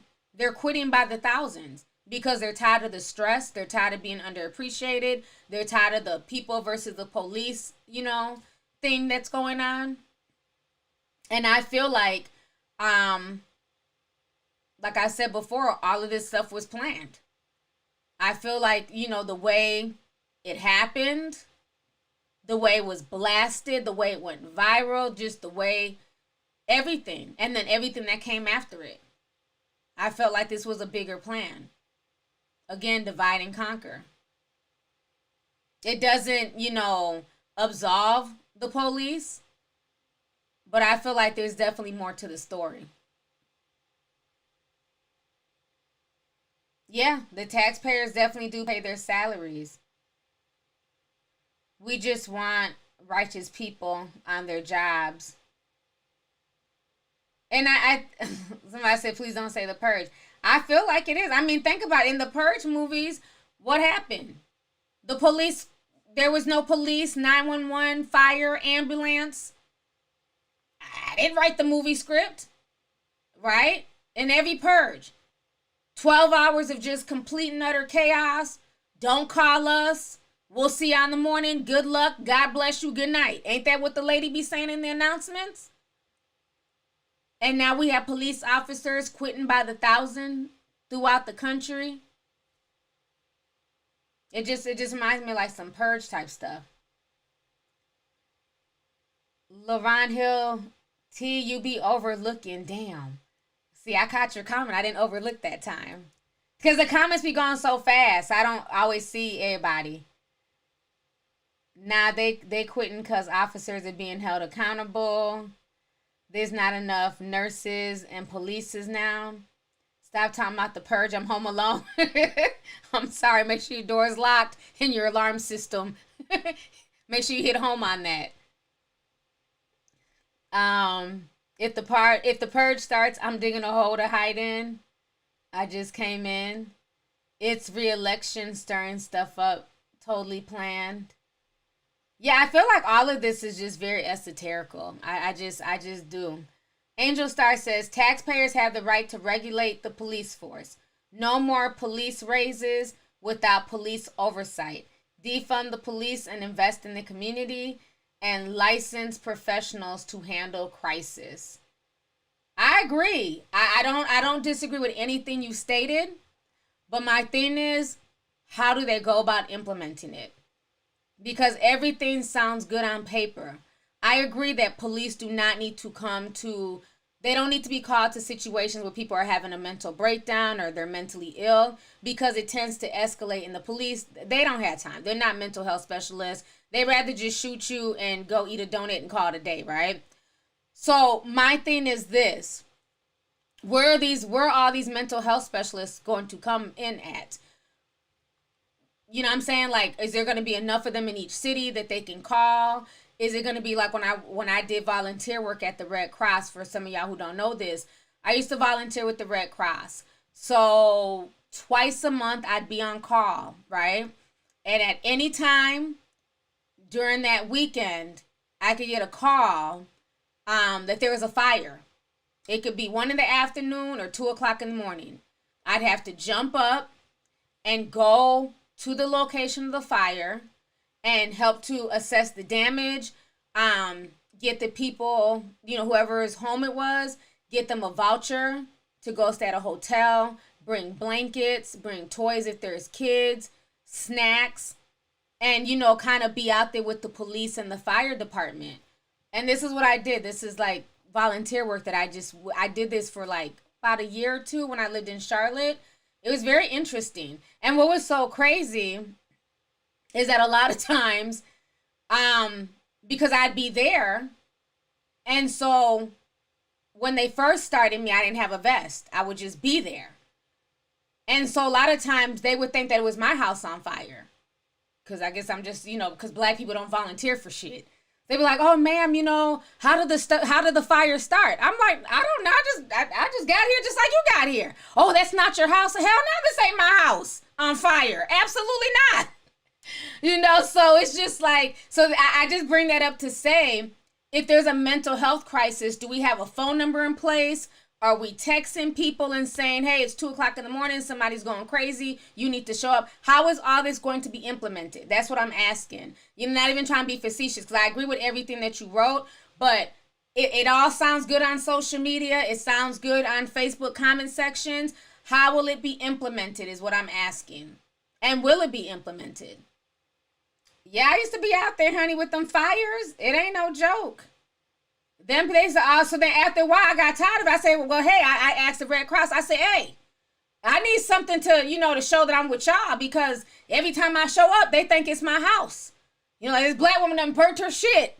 Man, what were you cooking in the kitchen? I wasn't cooking nothing. I'm here to volunteer. Oh, okay, I'm sorry. Stand over here real quick. Was this a grease fire, ma'am? I don't know. So eventually they gave me a vest, and that's the vest I had showed y'all that was in the back of my truck that I hadn't seen in years. So I had a Red Cross vest. So that way, when I did show up after that, then they're like, oh, she has on a Red Cross vest. She didn't fry fish and fuck up her house and burn it down. Okay, great. But I loved it, though. I mean, I met a lot of really, sad circumstances, don't get me wrong. But, I got a chance to, really help people and families, and then you follow up with them and see if they need anything else, if they needed their hotel voucher extended and things like that. So, and a lot of times, most of the cases, it was electrical, wiring, or a space heater or something went bad. I think one time it was a cigarette that started the fire, but I never had to deal with anybody dying. So that was a good thing. Most of the time when I got there, people would be coming out the house, or they'd be, there'd be a crowd of people. So I never had to deal with death, which was, a blessing. But yeah, they saw, before I got my little vest, honey, is this your house, ma'am? How did the fire start? What? Like my house? Okay, let me see here. Let me read these super chats. Miss Foster sent 1999. She says, lovely tea. Hey, boo, finally caught alive. Stay blessed. Love you from Houston. Thank you so much. Thank you so much for the super chat. Appreciate it, sis. Kelsey Caden says, I know I might be being drastic, but would going back to segregation, a modern version of segregation, be a bad thing? We would have black police, black hospitals, and more. I don't think that's a bad question. It's very realistic, especially in this day and age. We were the strongest as a black community during, segregation. I mean, you had the whole Black Wall Street. You had many. They only talk about the one in Tulsa, Oklahoma, because of the Tulsa, Oklahoma, race riots. But there were a lot of Black Wall Streets. There was one in Florida. There was a lot of rich areas, and black money stayed in those communities, and it was like family. Everybody knew everybody. I don't see it happening in 2020. I don't see it happening. One, the younger generation of kids, like my kids' age and younger, they're so far removed from that. They're all about integration, and what I'm saying, this generation has really been raised, the younger generation, the 2000s, they've really been raised to just not see color like that. And, a lot of those younger kids, they go hard. They be down there at the protests, marching, the little white kids, black kids together. Hip hop is a common barrier for them. I can see the older generation being like, fuck it, let's go back to segregation. Because I remember there was a time when it was about black pride and, being black and being together. This new generation, they don't have that. They're very big on, the whole integration thing. So it's going to be hard. Plus, you have a lot of people who date interracially. So they're not trying to have that either. These younger kids had a black president most of their lives. Yes, late 80s, that's true. Yeah, it would be very hard for this newer generation. I mean, there's a white girl that was crying on damn TikTok that went viral because she was trying to call out her parents for being racist. And she was crying and trying to explain why Black Lives Matter, and it was cute. It was cute, but a lot of things just don't impress me. I'm just not. It takes a lot to impress me, and I'm not saying she was doing it for clout or nothing like that, but maybe I'm old school. But what happens in my house stays in my house. Racist or not, you're not about to pick up a cell phone and be like, my mom said, my dad. Like, I don't play that shit in my house. So, but people raise their children differently. I was like, girl, bye. Yeah, I'm not. You know me.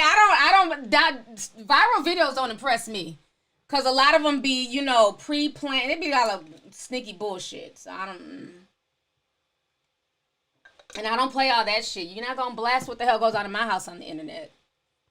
Absolutely not. So that's where the parents fucked up, cause I'd have took her phone. Now try and post some shit on TikTok. Yeah, I wasn't impressed by that. All that crying and carrying on, because it's cute now, but like I said, I want to see her 10 years from now. Let's see who she's really with and who she's married to, and is she speaking, oh, Black Lives Matter, and my friends are black and I'm going hard for black people, because again, I knew a lot of wiggers back in my day who went hard for black folks, and now they're all big Trump supporters and Republicans, and they forgot when they was out here wilding out and doing dirt and guzzling black dick. So I'm not impressed. But that's just me. Let's see here. For the love of Brooke says, hey T, do you see how they are trying to slowly issue the the cryptocurrency by telling us not to bother using cash? Yeah, we're moving to a cashless society. We've been talking about that for the past few weeks. They are definitely trying to push that. South Korea's been burning cash since the whole C-19 thing started. They're burning live cash. So yeah, they're definitely moving towards that. Yes, honey, guzzling.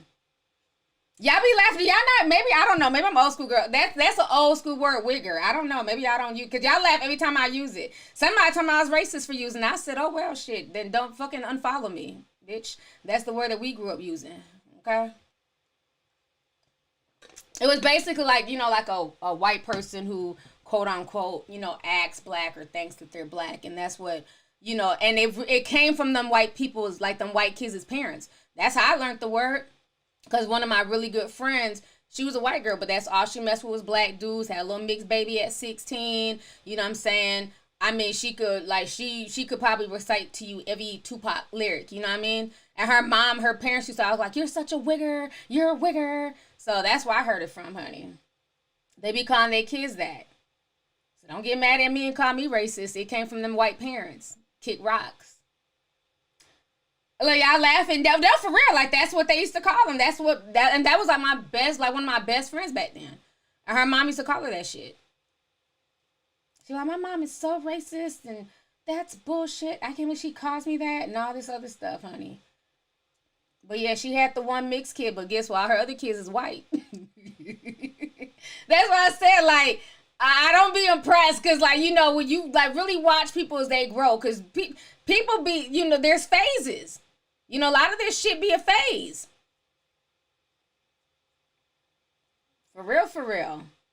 Where is she now with her white husband and her 3 white kids and the one mixed one that she had at 16? He a grown man now, honey. Yeah, I remember that. Everybody had that little white homegirl, white homeboy. They were super black in high school. Look, somebody said, I love you, T. You keep it real. I don't mince my words, honey. That's why I be laughing when people be like, yeah, like Malibu's Most Wanted. Mm-hmm. Riggers and old school. Yeah, it's an old school word. Like I said, it's fun. I remember it from back in the day. Because her parents used to all say that. The mixed one is treated like Cinderella. But see, she had him so young, he ain't, I don't know how she treated him as he got older, but she had him at 16. So he's like 20. Shit, he's like 22 now. So who knows, honey? I know the other ones though. They're full white. So she got that. She grew out that black stage. Let's just say that. How long have I been on here? I've been on here now Oh my goodness. An hour and 36 minutes. Let me see. Was there anything else we need to talk about before I hop up off of here? We talked about Deyjah. We talked about Gilbert. We talked about Aunt Jemima. Oh, you know what? Let me go ahead and read to y'all. Since y'all like my esoteric breakdowns. I did another esoteric breakdown today on Instagram. Let me read that to y'all. Because y'all seem to like those. Let's see. Rochelle Jones says, I made a live. Hey, T. Stopping by to say hello. Keep doing your thing. Thank you so much, Rochelle. I appreciate it. Thank you. Let me find my Instagram. I wrote this today about Juneteenth. So a lot of people found it interesting. So I'm going to read it to y'all real quick here. Give me just a second. Okay. So this is what I posted today. Let me just check something real quick here. Actually, y'all can see that.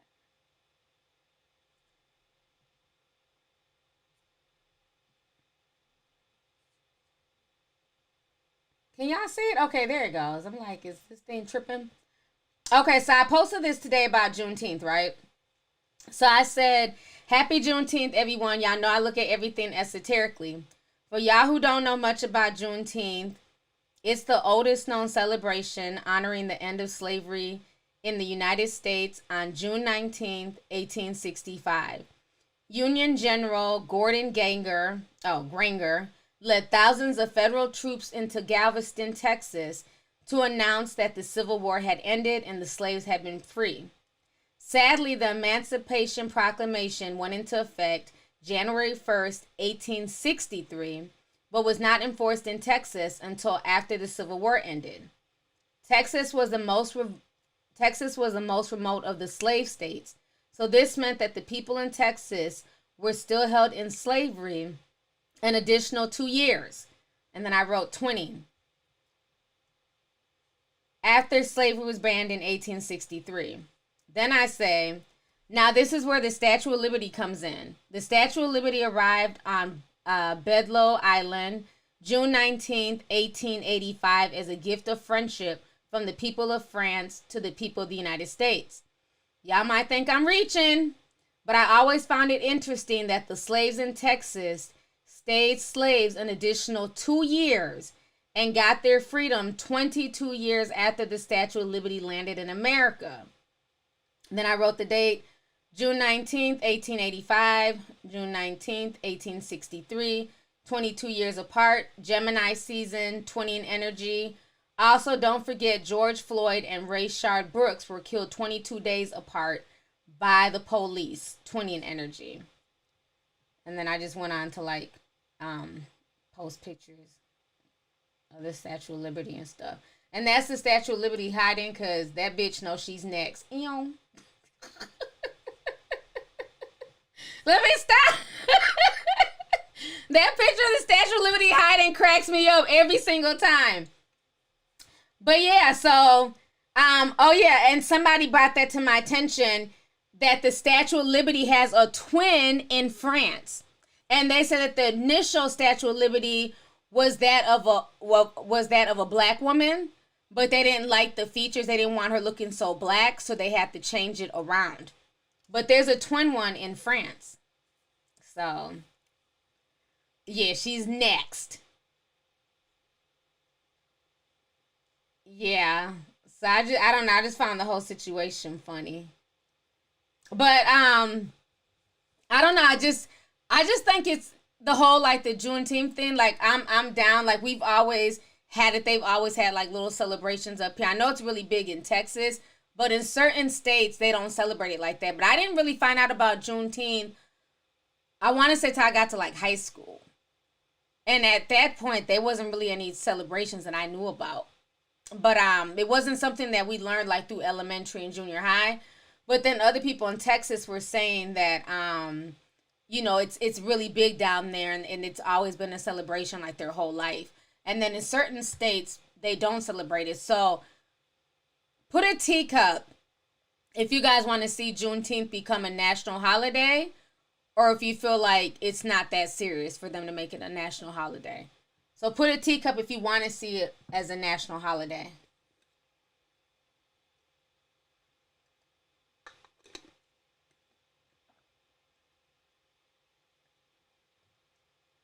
Okay. Oh, somebody says it's a holiday in VA. That's good to know. Okay, so most people want to see it a national holiday. And I know a few companies did pay people for Juneteenth. So a lot of people are trying to, they did give like holiday pay. But I guess the thing I just hate is that it took all of this. Like I never saw like any like Juneteenth commercials, any like I've never seen anything publicly talked about on Juneteenth. Like every now and then you would maybe see like a meme or a post like, hey, it's Juneteenth, happy Juneteenth. But I don't even think like it would even trend before all of this. So that's the part that's just like very interesting, like how much like the corporate people are now jumping on it, like oh go Juneteenth and Juneteenth paid holiday, and it's just like I guess you could say better late than never, but I think it's sad that it took all of this to usher in some type of change. So you didn't either? Target paid their employees. Yeah, I heard that Target was doing that. And they also raised the pay for the employees as well. I'm from Tulsa, Oklahoma. We celebrate Juneteenth. Yes. Why is everyone fake riding the wave? I think Black Solidarity Day was bigger on the East Coast. Exactly, T. What's the point of making it a holiday now?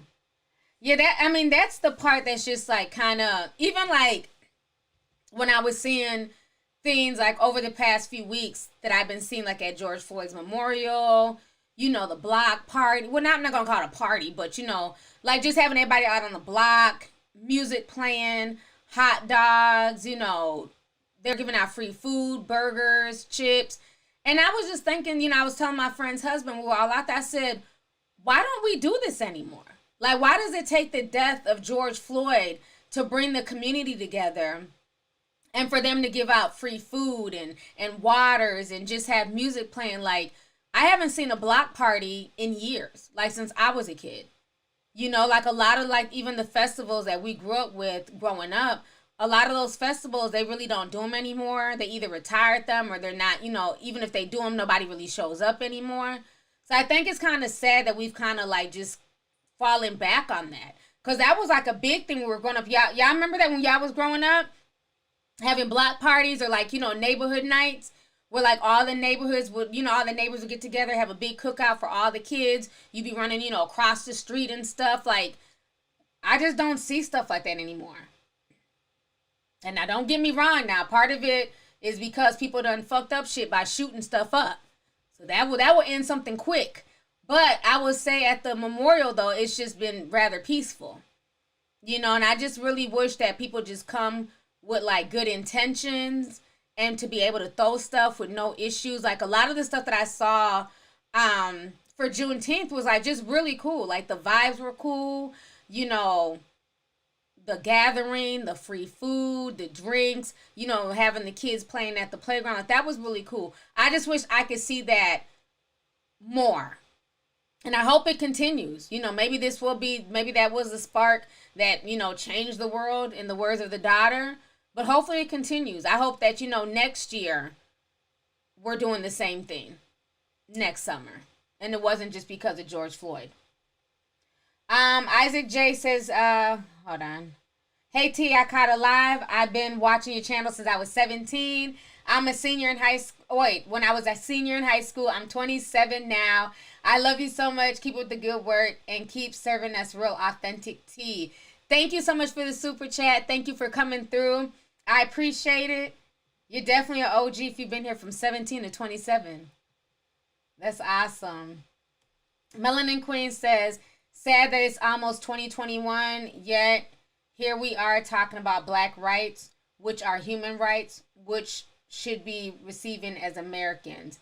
I definitely agree with you, sis. Like, that's why it's just like this conversation is so weird to me. that they're doing all of this stuff, but it's like, this is dialogue that people have been begging for. People have been asking y'all to change the mascot of Aunt Jemima, and they didn't do it until now. Until now that it could possibly affect their pockets.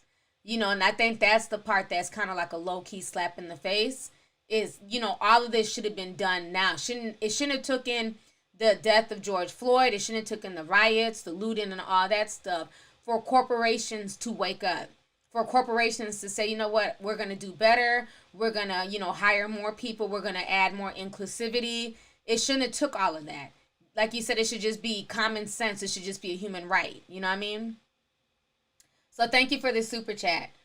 Egypt Bay says, hey, I'm from Philly. The black-owned radio stations and organizations have always celebrated Juneteenth. That's what's up. I know a lot of people on the East Coast celebrated a lot. Lisa Bay says, yes, it's very big here in Texas. We used to have Miss Juneteenth pageant. I won in 2003.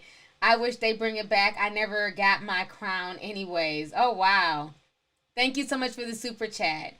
Yeah, I heard it's really big in Texas. I definitely heard that. Molly C says, hey, T, I wanted to show love and some support to your channel. I've been following your channel and preaching to people about you for many years. Also a fellow Minnesotan. They say we have an accent. Thank you so much. Thank you for the support. I really appreciate it.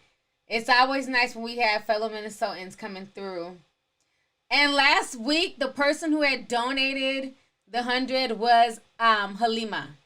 And she's the Somali model from Minnesota. From Minneapolis. And I did not know that she even watched me. So that was amazing. Because she's out here doing her thing in the modeling world and stuff like that. So she is also a tea sipper. And she's been sipping tea for years. So I'm always happy when I see other people from Minnesota supporting me. So I appreciate that. Let's see here. Baby Jane says, hey T, go check out the picture of the white man with the KKK outfit walking his dog. It's normal, very creepy, sad. He wouldn't make it here in Houston. I saw that picture. What state was that in? I seen that. I was like, okay, so obviously he wants attention. I'm like, who just walks around in a KKK outfit while walking their dog? People are sick.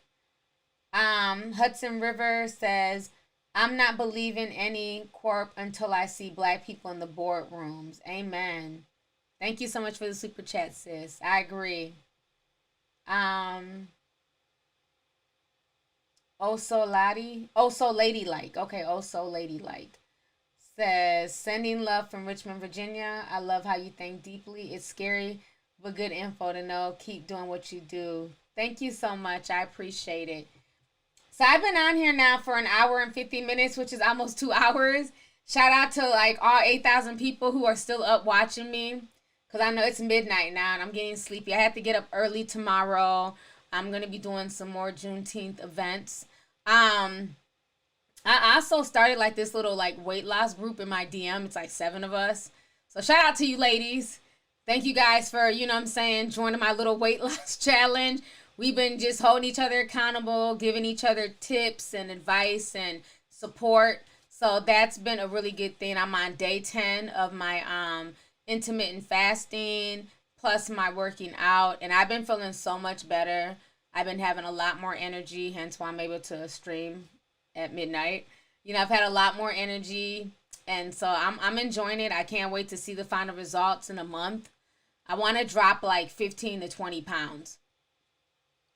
I don't know if I need to, but that's my goal. You know what I mean? That is my goal. Oh my goodness. I love you guys too. T got that quarantine body. Yeah, I had to get rid of that quarantine body, man. The corona, that whole quarantine shit, man, it threw everybody off. It threw me off. Maybe not some of y'all, because I know some of y'all was talking about, T, I lost weight, and I've been working out every day, and I've never looked better. And I was like, oh, that's great, because I just been depressed and eating the past 3 months. Just what the fuck is going on? What's going to happen next? And not being able to do my regular routine. You figure the first 2 months, I didn't even leave the house unless it was just to go to Walmart and go get food. And then it's like, when you go get all this food, you got to eat it. You don't want it to spoil. And the most walk I was having was from the couch to the refrigerator, from my bedroom to the refrigerator. So at this point, yes, I want to lose 15 pounds in a month, honey. I'm going to speak it into existence. That's my goal. Lose 15 pounds in 1 month. I mean, I don't think like I'm huge or nothing like that, but I know the size that I like to be, you know what I'm saying? And so I just, I want to be a little bit slimmer, you know what I mean? The boobies started getting out of control and shit. I'm like, come on. So yeah, I found a really good workout. I love, there's a fitness channel I be watching. There's a few fitness people I watch online, and I like anything high energy. Now that yoga mush mouth shit, I don't have the patience. I'm a very high energy. Like, you gotta, like, if I'm watching your fitness thing, you better be like, all right, you guys, let's go. 1 and 2 and 3 and 4. You better get me hyped. If not, next. Like, that's how I go through fitness people, honey. If they're talking about, okay, you guys, we're all gonna sit in the sitting dog position. Next. I need high energy. I need people who are there to, dance, shake their ass. I want to hear hip hop music. I want to hear Afro beats. I want to work a sweat. And I can't do that sitting there doing yoga, honey. You got time. Like 1 and 2 and 3. What the hell no. I be getting it in. I've been having fun. I be having fun, honey. Yeah, I know I'm going to disappear. I used to like work with Shanti. I like Shanti's stuff. But now there's a lot of really good fitness people. You just got to find the one that's for you on YouTube. And I like fast pace. I can't do the yoga. I tried it one time. I was like, this shit is boring. I walked out the damn class. It was like yoga at the YMCA. I was like, oh God, I've always wanted to try yoga. Man, that shit was so damn boring. And there was all that stretching and shit. I was like, okay, I got to leave early. I got to go pick up my child. And never came back. I did it one time. I like things that like make me like feel like I'm dancing, like I'm having fun. And yoga is just too boring and too serious. I ain't got time. I like Zumba. I rocks with Zumba all day. I do like Zumba. I do. Okay, last super chat. Let's see. Miss Quanda says, love you, T. Your realness is everything. Random with these crazy fireworks near you because I'm in New Jersey and the fireworks are going like crazy. Never before. I don't know what the F is going on. I don't know. There's been a lot of fireworks just going off randomly. Hell, during the damn riots, it was fireworks. That was like the most confusing thing because I'm like, we're trying to find safety. There's fireworks going off like it's a beautiful day, but the 3rd precinct's on fire. AutoZone's on fire. Wendy's is on fire, but there's fireworks. Very confusing times that we live in. I don't know where the fireworks are coming from or who thought to bring a bunch of fireworks to a damn riot. I don't know. But I've been noticing that as well. Riri says, hey T, watching you from Guyana. I never knew that Americans didn't have Emancipation Day. Most Caribbean countries have it. It's a national holiday. Every year we celebrate Black culture. That's what's up. Thank you so much for coming through and thank you for the super chat. That's awesome. I know they do like a lot of like Caribbean parades and festivals and stuff like that in LA and in New York. They don't really do anything here, like anything like really big in the Twin Cities. I've never been to any. I haven't really seen any, but I know on the East Coast and I went to one of the Caribbean festivals in LA and it was cracking. It was fun. T.I. supported you from 2014. Love from Poland. I don't know how to pronounce your name, but I can read the middle part, which is Fanny. Thank you so much. I appreciate it. Thank you. T, talk about the NBA wearing smart rings to detect COVID. Oh, Lord. I haven't even heard of that yet, AG. Smart rings to detect COVID. It's just another step closer to the mark of the beast. Oh, wear this ring, it's going to detect something. Okay. That ring is probably monitoring and tracking their every move. Not saying our cell phones aren't, because we all know that the cell phones are doing the same thing. But the ring, then the next step will be the vaccine, and the next step will be the digital passport and all that stuff. I have to look into that. Because the last thing I heard about the NBA was the bootleg twin, Steven Jackson, was calling himself, trying to shame them, talking about, oh, this ain't the time to be playing in the NBA. We're dealing with real stuff right now. Okay? Y'all don't need to go back on the court. And it's like, Steven Jackson, how long have you been retired? That's why you're saying the shit that you're saying. Sir, sit down. Because y'all know damn well if he was not retired, he'd be talking about, well, you know, I done did what all I could do going back to the court.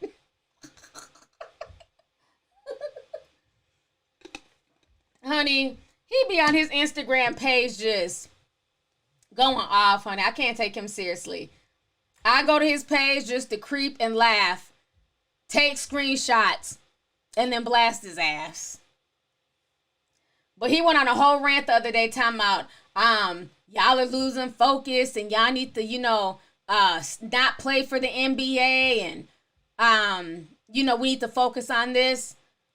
I get it, but people can do two things at once. You can do both. You can fight for justice and still dribble a ball. And I would hope you could. I'm just saying. Again, when it comes from somebody, like I know Kyrie Irving kind of said the same thing. When it comes from Kyrie Irving, I can take that more seriously because guess what? He's actually in the NBA. He's actually getting a check from the NBA. Steven is retired. Like, who cares? Of course, you're going to, have an attitude like, oh, we don't need to play. We don't need the NBA to play. Well, you're not playing for the NBA. So it's very easy for him to take that stance. He just wants attention. I don't know about y'all, but I miss basketball. I don't watch The Last Dance twice. Okay, that's how much I miss basketball. And I love The Last Dance. Put a teacup if y'all watch The Last Dance with Michael Jordan. Oh, I learned some things in that documentary, honey. Put a teacup if y'all watch The Last Dance. That's probably one of the best documentaries I've watched in a long time. So nobody? Oh, okay, 2 people. Okay. Oh, some of y'all have watched it. Okay. Okay, so a few people have watched it. It's really good. If you're into sports, definitely watch The Last Dance with Michael Jordan. It's 10 episodes. I've watched it twice. I loved it. Loved it. Lots of nostalgia, lots of memories. And it also reminded me that we didn't have no damn money when I was a kid, honey. Because we never went to one NBA game. We always watched it on television. Like, damn, we never went to not one game. Ever. Yeah, you don't have to really care for Michael Jordan, but it's a really good documentary. And it's not just about Jordan. It's also about, like, Dennis Rodman, Scottie Pippen. And you know what? Scottie Pippen, I never really paid him too much attention. Like, after the NBA, after his stint on the Bulls and stuff. And I never really knew his backstory. So that was really cool to find out more about his backstory. How he had all them brothers and sisters. And the one brother was in a wheelchair. Then his daddy had a stroke or something. He ended up in a wheelchair. So he had a lot of pressure on him. And then he made it into the NBA. And I like his voice. His voice is like, it's very different. But I like Scottie. I mean, I see him every now and then, like on, Sports Center and stuff like that. But I know he had 4 kids with Larissa or Larsa. I always mispronounce her name. Kim Kardashian's homegirl. I know he has kids with her and stuff like that. But I like Scottie. He was definitely, Robin to Michael Jordan's Batman. The way they would just, it was almost like they would communicate telepathically. The way they just passed that ball around and, make they shots. And I also like the fact that they had, like, the people from the opposing teams come and talk. And BJ Armstrong, he still looks good. Like, he was fine when I was a kid. I'm like, well, damn, somebody didn't age. How you doing? BJ Armstrong is still fine as hell. I don't give a damn. Anyways, I love the documentary. I'm ready for basketball season, honey, to come back. Okay. I'm ready to see LeBron out there. I'm ready. Tay97 says, hey T, original intent for the Statue of Liberty was to symbolize the ending of slavery and put a black woman as its model. If you look at the bottom of the statue, you'll see chains, which the U.S. hid. I heard about that. And I also heard she was supposed to be, have more black features, and they wasn't having it. But thank you so much for the super chat. Paul Liska says, forget the burning money thing. Your phone is probably just as dirty or even dirtier than the cash in your wallet. We definitely don't wipe down our phones as much as we should. Love you, T. Love you too, Paul. I try and wipe my phone down at least once a week. I keep alcohol pads on me, so just wipe the front, the back, the sides, the whole thing. So I do try and do that with alcohol pads, because our phones are very dirty. Everybody crying about, breathing in germs from, the Rona. That phone will get you sick too. And then another thing, that rally that's happening tomorrow. It's supposed to happen on Juneteenth. But of course they moved it. Now, do you notice how the lamestream media is now saying that the Rona cases in Omaha jumped up in one day? They had a spike in just one day. Right before the rally, all of a sudden there was a spike. But this was the same media that said that up to 100 people could protest and there'd be no issues. I'm so over the whole corona thing. I really am. Kim says, T, will you ever do a Draw My Life or a hair video again? Love you, girl. Been here since 2013. You are one of the few people I watch on YouTube. Thank you so much. I don't think I would do another one. I think my first Draw My Life was so powerful. I don't know if I would do another one. But I would definitely do like a hair tutorial again. I wouldn't mind doing that. But thank you for the super chat, sis. Miss Christmas Jackson says, been watching you for years now. I love your common sense, your beauty, independence. Love you always. Thank you so much. Thank you for the super chat. Appreciate it. Bree from NYC says, hey T, much love as always. I loved The Last Dance. I've always been a sports fan, being a girl, and I love MJ. Have you heard about the WNBA player Maya Moore, who gave up her career to help a wrongfully convicted man? No. I'm going to have to look that up. I haven't heard that at all. But that's interesting that she gave up her career to help him. Like, how was she able to help him? Like, with lawyers, or, did she fight to get him off? Like, that's, I'm going to have to look that up. I haven't heard that story at all. That's interesting. Michaela Henry says, does anyone know what's happening with the Summer Olympics? I don't know. I have no idea. I have no idea at all. I wish I knew. Let's see here. Y'all are killing me with the twinning boat. BS. Blushing. Okay, so she helped with lawyers and money. Okay. What are the Satanists marching for? Somebody asked me about that. I was like, I don't follow the damn Church of Satan. I don't know what they got going on. What is that about? They said the Satanists are supposed to be marching today and tomorrow. What are they marching? What? All Satanist lives matter? I mean, they're humans too, don't get me wrong. But what are they marching for? Somebody please explain. Because people keep asking me, T, what do you think about the Satanists marching? T, you know the Church of Satan. Like, I don't know. They tweeted me a few years ago and said that they liked my video. I didn't join their cult. Somebody said some kind of ritual. Yeah, I don't know what they're marching for. I don't know if they're marching for the right to sacrifice people. I don't know what they're marching for, honey. I guess everybody just wants to jump on the marching bandwagon. So nobody knows why the Satanists are marching. Okay, good. I'm glad I'm not alone. Because people was DMing me, asking me. I said, I don't know. But they supposed to be marching this weekend, honey, for Juneteenth. AV the Great sends $20. Thank you so much for the super chat, AV. Appreciate it. Lovely Red 93 says, did you hear about Jamaica getting 14 new cases of C19 from U.S. tourists? Damn. No, I didn't hear about that, but that's messed up. They don't let the tourists in, and now they're getting that island sick again. That's crazy. Ricky B says, hey T, love your channel. Vibes of a real one always from empath to empath. I hope you know the real agenda of them celebs. Shake my head. Don't miss them. I think real people like you is what we need to listen to. Thank you so much, and thank you for the super chat. I appreciate it. Angie Baby 10 says, thanks T, I'm a huge fan. Love you very much. You always give us the real. Can't wait till you hit 1 million subscribers. You deserve it. Keep doing your thing, boo. Thank you, and I sure will. It's been a long road, honey.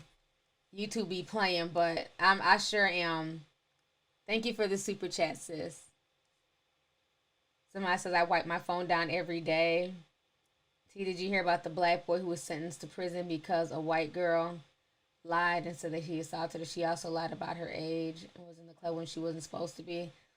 And I haven't heard that story. The Satanists are allies marching for Black Lives Matter. Oh, the Satanists are supposed to be allies for Black Lives Matter?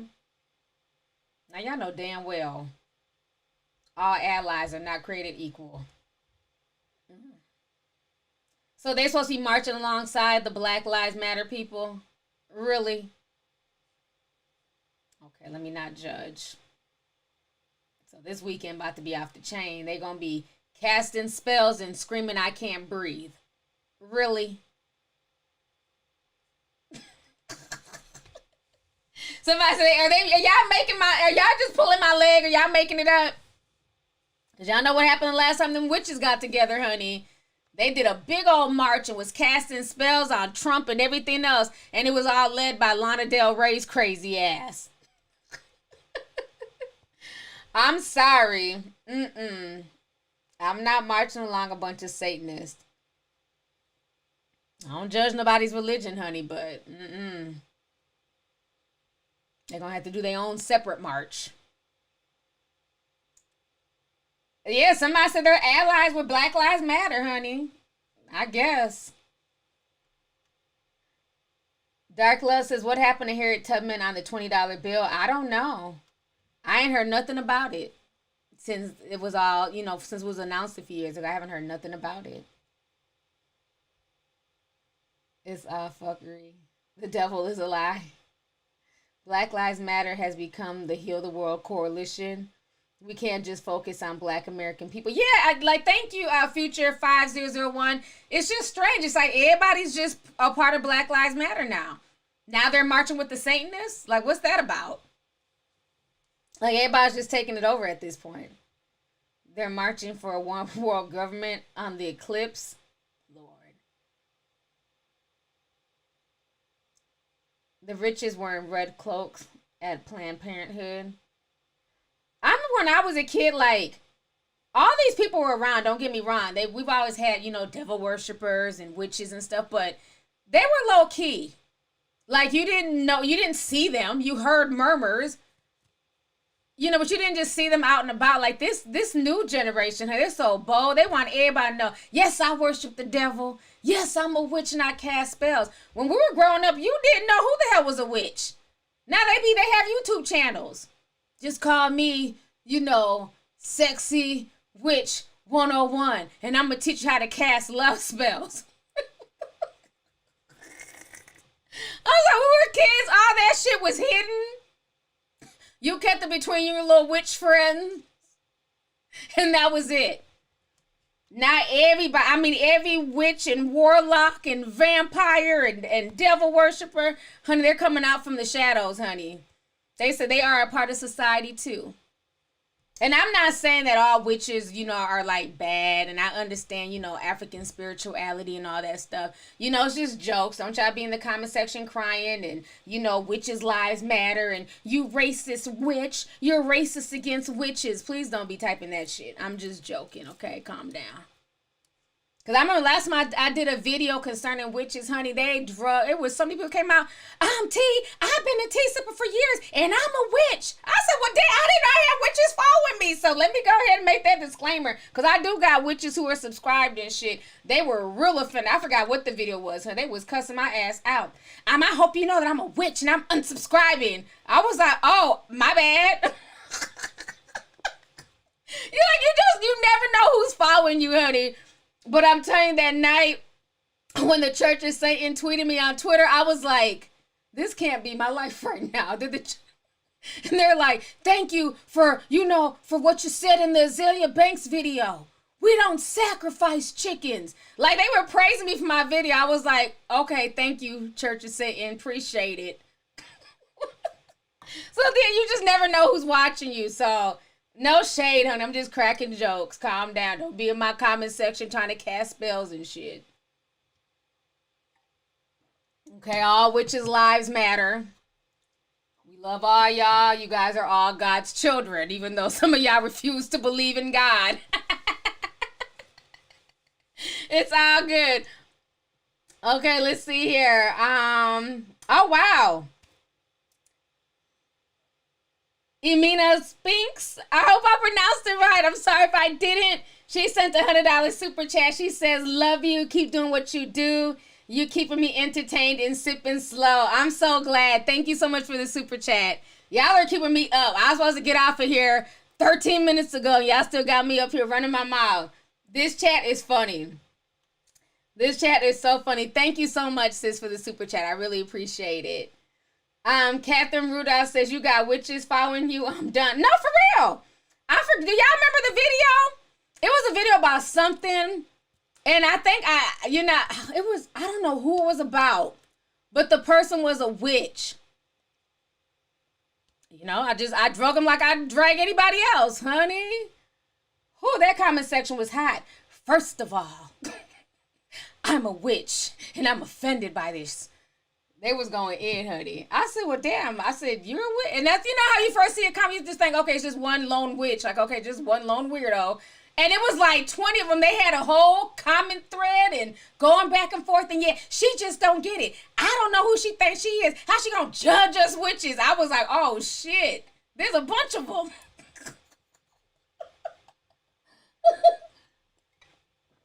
I forgot what video. Was it the Anthony Bourdain video? It was something with Anthony. Okay, so maybe it was the Anthony Bourdain video, because he was messing with that girl, and she does all types of dark shit. What's her name? Deyjah Argento, and I was dragging her ass, honey. Girl, the whole witch crew came out after me. Like, that's not cool. And yeah, it was about Deyjah Argento, because that'd have been the only like witchy person I would have talked about. Oh, I drug her ass. I don't like her at all. I think I was accusing her of doing something to Anthony Bourdain. And I was saying she probably casted all types of spells on him, and because her whole Instagram page at that point was it was very dark. Oh yeah, and she had like a bunch of stuff about like red witches. Like, I was connecting the dots.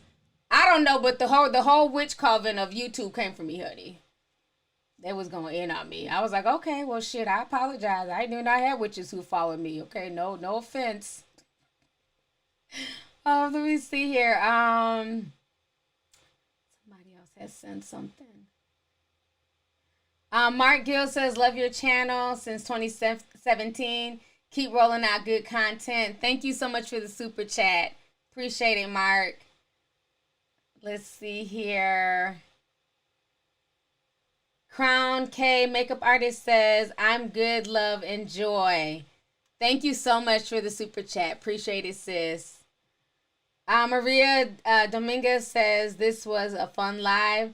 Hope to catch the next one next time you're on. Thank you so much, Maria. Thank you for joining me tonight. Eighth the Grace says, here's some industry tea. Beyonce follows this religion where you have to drain people's energy to gain full power. That's why everyone she does a duet or a collab with, their career either fails or they lose their star power. Do you have receipts? Like that's a strong allegation. Thank you so much for the super chat. I had to think about that. Like, I need receipts. Who are the people that she worked with and their careers fell off? I'm going to dig into that. And what is this religion? We need more tea. We need more tea on that. 7B says, what do you think about Anonymous on Twitter helping the black community? Honestly, I have mixed feelings about that. Some people are saying that it's not the real Anonymous. And they don't know who took over the account. Because if y'all don't know, Anonymous got basically infiltrated by like the FBI, CIA. The one main guy, what was his name? Something Booba, honey. They be having all them weird names, but he was like a Dominican or Puerto Rican, but he lived in the Bronx. Real smart guy. And they were able to track him down. And basically they told him, like, if you don't work with us and if you don't tell us, who these other people are, you're going to go to jail for a long time. We're going to take your kids from you. So he got scared and he basically snitched on everyone. So he didn't go to jail, but everybody that he snitched on ended up getting locked up. So at this point, I don't know if that's really the real Anonymous. And I still follow and I still sip tea now. Okay, I'm here for all the tea and all the shit that they're leaking. I'm here for it. But I don't know if it's really them or if it's just some type of, if it's somebody. I don't know if it's the real group of people, the original people who made that account, who are running it, and who are really trying to help people. So I don't know. I'm not going to knock them because they are, working with Black Lives Matter and, helping the cause. But again, I don't know. I don't know if I can fully trust it 100%. Because all the original people got taken down. It's not them. Yeah, a lot of people are just really, they're like half and half. We're here for the tea, okay? We're here for all the shit they're spilling. We're not going to knock that. But we don't know if it's the real them. Okay, we're not going to get too excited. But we're here to drink anything they drop. And that's the truth. I'm here for all of it, but I can't say if that's really them. And even QAnon, I don't even know. You know what I'm saying? They say some real stuff, but even then, I can't take all of them seriously.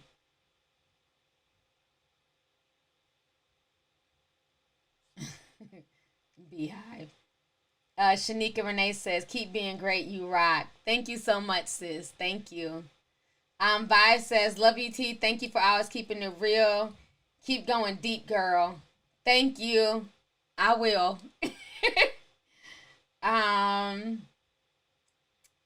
Joanna says, hey, T, since I found out about your YouTube, I have been hooked for years now, wanting to know about an app now that will alert eyewitnesses within a 1 mile radius. There are other features, but I think it's such a good idea. Wanted you to know about an app now that will alert eyewitnesses within. What do you mean? Like, what are they alerting the eyewitnesses to? Like, as far as the app goes? Like, is it like an alert? Like, if something's happened to that person, they're being kidnapped, or, then will it alert people close to them? That sounds interesting. I wanted to know more about that. That sounds very interesting.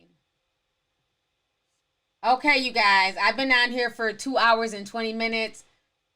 I'm getting sleepy. There was a question I had seen, and then it disappeared. I want to see if I can find it really quick. They were asking me something, and I hate on here because it's like hard to go back. Let me see. It might be down in here. Let me look real quick. You know how like you're reading, you're trying to go through the question. I'm like, okay, I'm going to answer that in a second. And then it disappeared. Let me see. Goof Troop says, T, you're such a comedian. I love watching your live for a good laugh. Thank you so much. And thanks for the super chat. Okay, this is the question here. We're going to talk about this and I'm out. Sabrina. The teenage witch, I'm just playing. Her name is just Sabrina.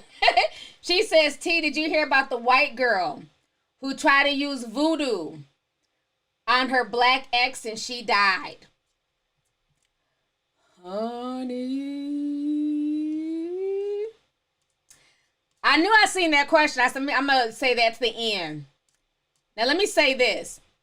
I didn't know about the white girl until somebody told me like a few weeks ago, like, oh, white girl done died fucking around with voodoo. And I was like, that just sounds like an urban legend. I'm not even going to feed into it. And then one of my tea sippers was in my DM. When I tell you, this girl sent me all types of receipts of the white girl. This white girl done conjured. I don't even know if I can find the damn DM. This bitch done conjured some type of hoodoo demon. If y'all know the demon that she conjured, y'all can type it in here because I can't even think of the name right now. She was like on Facebook, like talking shit. Oh, I got something for him and he got me messed up and I'm about to do this. And people started warning her. Like, it's a crazy story. Papa Legba. Hopefully I'm pronouncing it right. I don't want to pronounce it too many times, honey. Papa Legba. Okay, I'm not going to pronounce it a fourth time. They wrote the name. That's the deity that she had summoned. So she was on Facebook talking shit. I got him and he got me messed up and da-da-da-da. So she's talking about the summon dude's name. I don't want to pronounce it no more. And so people came on, you know, black folks, Africans, African Americans, the Caribbeans.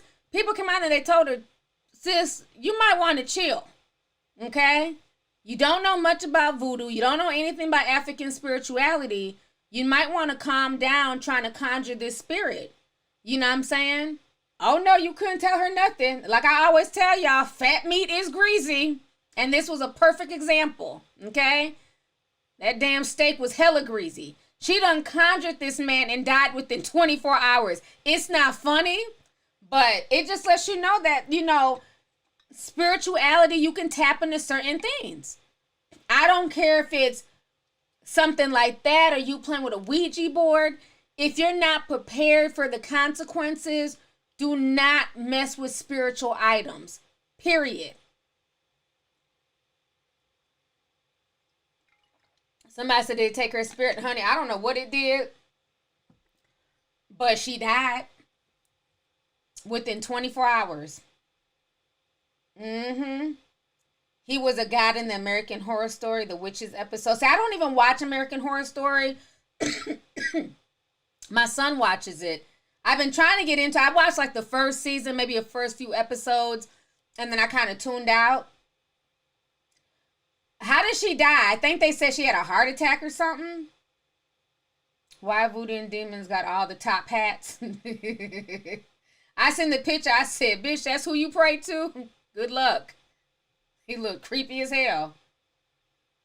The white girl magic. I got the magic stick. I know if I can hit once, I can hit twice. I am the baddest chick.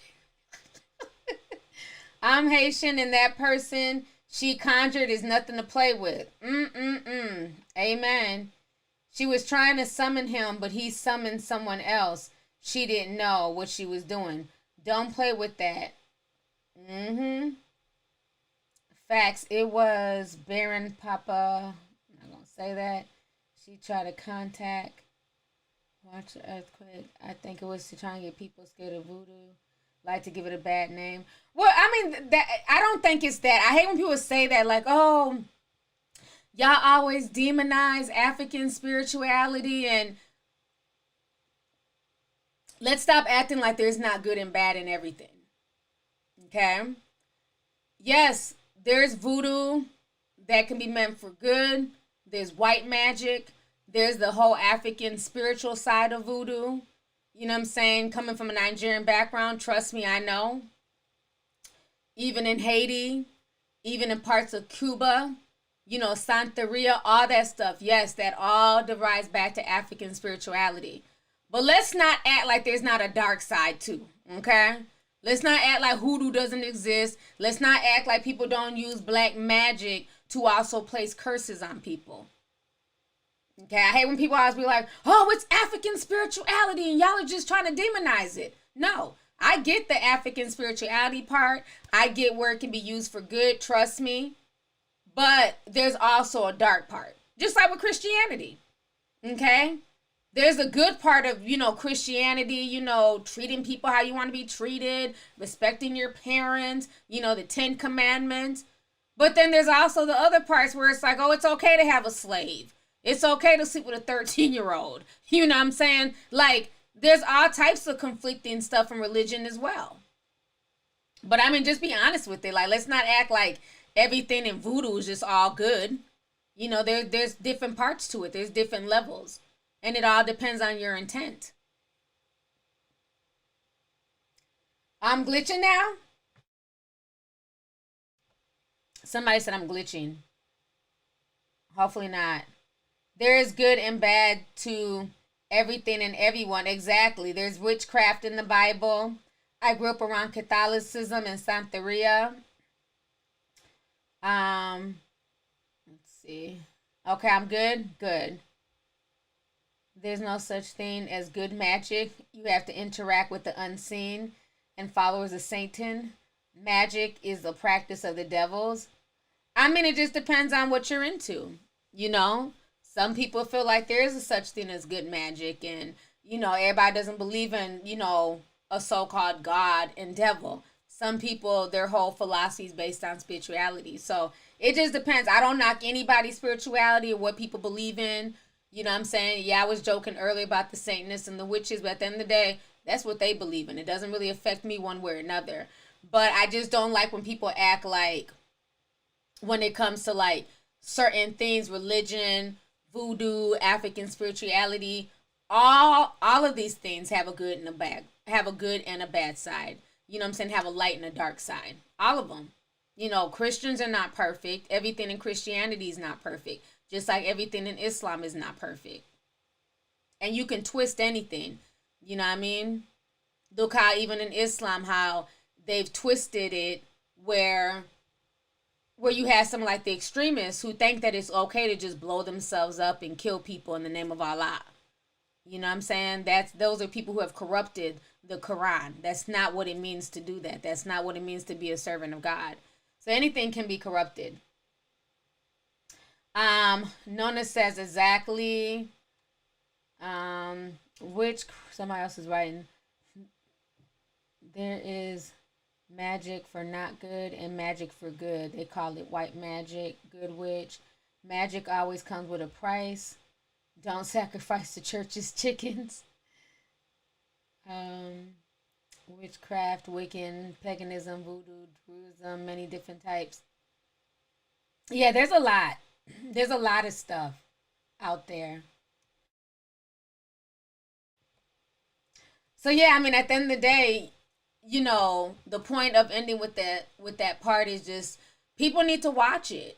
You know what I'm saying? If you don't know something, you don't dabble in it. And that's where she messed up, is that she thought she knew better. She thought she could dabble in something that was just way beyond her scope. And you have to know what deities and things that you're bringing forward. And that's why I always say when people be coming out here like, "Oh, you should let me do a tarot card reading, or you should let me, you know, read you spiritually." I don't want everybody tapping into me spiritually and reading cards on my behalf, and like I'm not interested in that, because I don't know if you know what the hell you doing. And you're not about to tap into some shit and then you have some shit following me around for the rest of my life. You know what I'm saying? We over here having to call the damn Catholic priest to do exorcisms, and I'm not, you know what I mean? So it's just certain things like you can't play with, and you can't let everybody come into what you call like, what I call like your safe space, your zone, your aura. That's not for everybody to tap into. So if you're going to go see people who dabble in stuff like that, you better hope that they damn well know what they're doing and that they have good intentions for you. Look, it's true, honey. It's the truth. People trying to come, oh, like I mean, it's happened a lot of times where I'll just be out at, like, let's say I'm at a restaurant or a fair, and there'll be like palm readers. I don't know, like I attract a lot of different energies to me, and I can be in a crowd of people, and somebody will come up to me like, "Oh, let me read your palm," or "It's something about you. Can I give you a reading right now? Can, something brought me to you," and I'll be like, "Whatever brought you to me, go on back. I don't know who you are. You're not reading shit. I'm good." I just don't play with that because, like I said, I don't know who these people are. You don't know if they're coming in true human form. if it's some type of weird manifestation. So I don't open myself up to any and everybody. So I don't care what you call yourself, Mama Bacon Bits. I'm good. I'm good. Let's see. Zachary Taylor says, I'm a Wiccan. I only practice good magic. I never do spells on anyone but myself because not everyone believes in it, and I respect that. Hey, Zachary. And I know Zachary's been here for a long time. See, I told you I have taste sippers that are Wiccans and witches and stuff, but Zachary does good magic, so that's good. Thank you, Zachary, for the super chat. Thank you for coming out the shadows. Because I'm telling you, I was so shocked when I did that video a while back, and it was like a whole thread. I said, well, damn. Okay. I thought they was joking when they said paganism and all that stuff was growing in the U.S., and it really is. A lot of people are finding alternative, alternative, I guess is what I'm trying to say. Like, just different lifestyles and different things that they want to involve themselves in. That's not for me to judge. To each his own. What I will say is this. Just be very, very careful. When you're talking about, when you're calling on different deities and you're mixing certain things and potions and all that stuff, just be really, really careful. Wolfsian says, that reminds me of the movie The Skeleton Key. Girl! That is one of my favorite movies. And you know what? That is so, look at synchronicity. I was thinking about watching that today. I was like, I haven't seen Skeleton Key in a while. That's one of my favorite movies. Why did I want to watch it? It was something that popped in my head. I forgot. It was something I was thinking about today. It was something spiritual. And I was like, maybe because it was Juneteenth. And I was like, I want to watch The Skeleton Key for some reason. I don't know why. So that's funny that you said that. She says, that reminds me of the movie The Skeleton Key. The girl tried to stop the owner of the house at the end, but she ended up casting a spell on herself. Yes. If y'all have not seen the Skeleton, girl, I'm getting tired. The Skeleton Key, y'all need to watch it. That is where the movie Get Out, I feel like they took a lot from The Skeleton Key. I remember when I did my review of Get Out, that was one of the things that I said, that they took a lot from The Skeleton Key. That is one of my favorite movies. Takes place in New Orleans. Whatever happened to that light-skinned girl that was in there, Joy? She was the shit back then. She used to be in a lot of movies. She was in Antoine Fisher, The Skeleton Key. She did a music video with 50 Cent. I ain't seen her in years. In a long time. And then Goldie Hawn's daughter. I can't even think of her name. She's in it. She's the main star. But I love that movie. And I remember my homeboy, we were at work talking about it. And he was like, and he was a gay white man. I don't know if that matters, but he was. And he said he didn't like it. And I said, well, that's stressful. Why didn't you like it? He said, because I don't like the fact that evil won in the end. So I don't know. It's just kind of, so I was like, well, what do you mean? I said, do you realize that they lynched like the black characters? That was them getting their revenge. And he just didn't understand it. He was like, no, evil won in the end. And I'm not for evil winning in the end. But I'm like, but bro, did you miss why they were, you know what I mean? Like why they did what they did? Yeah, Kate Hudson, that's her name. And his whole thing was, oh no, evil won in the end. But really it was like, no, like Papa Justify and his wife, they got their revenge. You know, it's messed up that they possessed, you know, Kate Hudson's character. But they got their revenge. Like they were killed for no reason. It was felt like he was like so upset. When he was a sweetheart, but I kept asking, I said, but you're not understanding though, like it wasn't where evil won in the end. That was like the revenge on what they went through. They were literally hung and burned in front of this whole community of white people. And so to save themselves, they put their souls in the white people's children. Man, that movie is deep. It's a deep movie. Yeah, there's definitely some truths in that movie. Yeah, he did. He missed the whole point. He went on a whole tirade. No, T, because evil won in the end, and that's not cool. And I don't celebrate evil. I was like, okay, we can end this discussion. Go back to taking phone calls, sir, because we're not gonna go back and forth. He like the whole message of the movie just went over his head. So he was a sweetheart, but he didn't get it. He was just so because evil won in the end. I was like, what? Did you see what they did to them? But yeah, that is a good movie, The Skeleton Key. That is an awesome. That's one of my favorite movies. I don't know if I can watch it now because it's 1:00 in the morning. I don't like watching scary movies late at night. I just don't. It makes it hard to like sleep. So no, I'm not gonna do that. And Boburn says, "Hey T, love your channel. You're beautiful soul. I love when you go live. I love watching your old videos when you don't post, representing from Ratchet Ass, Florida." Thank you so much. Thank you for the super chat. I appreciate it. I miss my Florida news stories. Kiki sent $9.99. She says, "Love you, Auntie. There's this girl at my school who goes by Rainbow, and she would do these palm readings on the dorms. I kicked her out. It was very weird to me. I think she was disguising her name.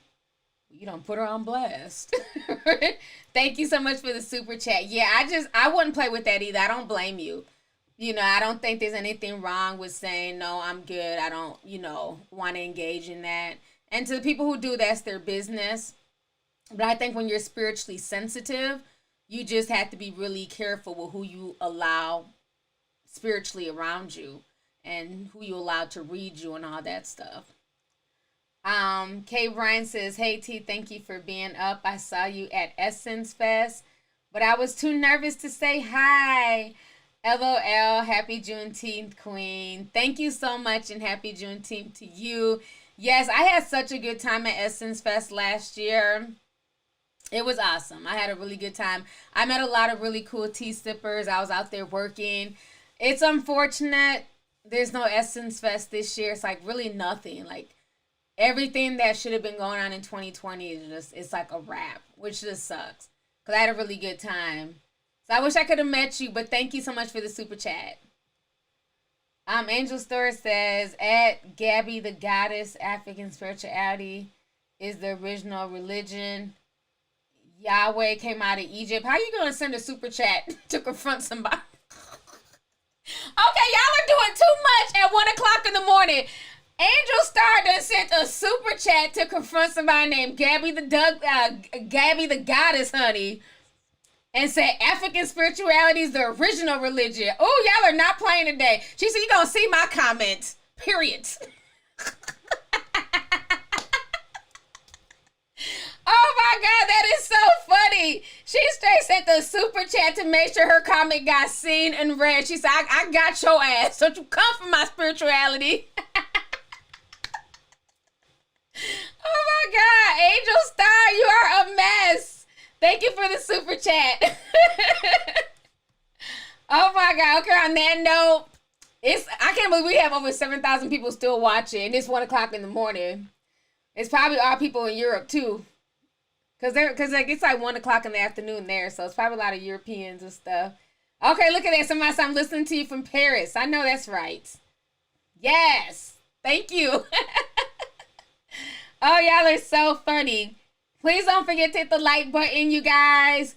Thank you guys for just sitting here talking to me for the past 2 hours and 40 minutes. This was a really fun stream. I'm glad we got to spend, some of Juneteenth together, so I really appreciate it. Oh my gosh, this was too funny. Okay, we got one more super chat, and then I'm going to get up out of here.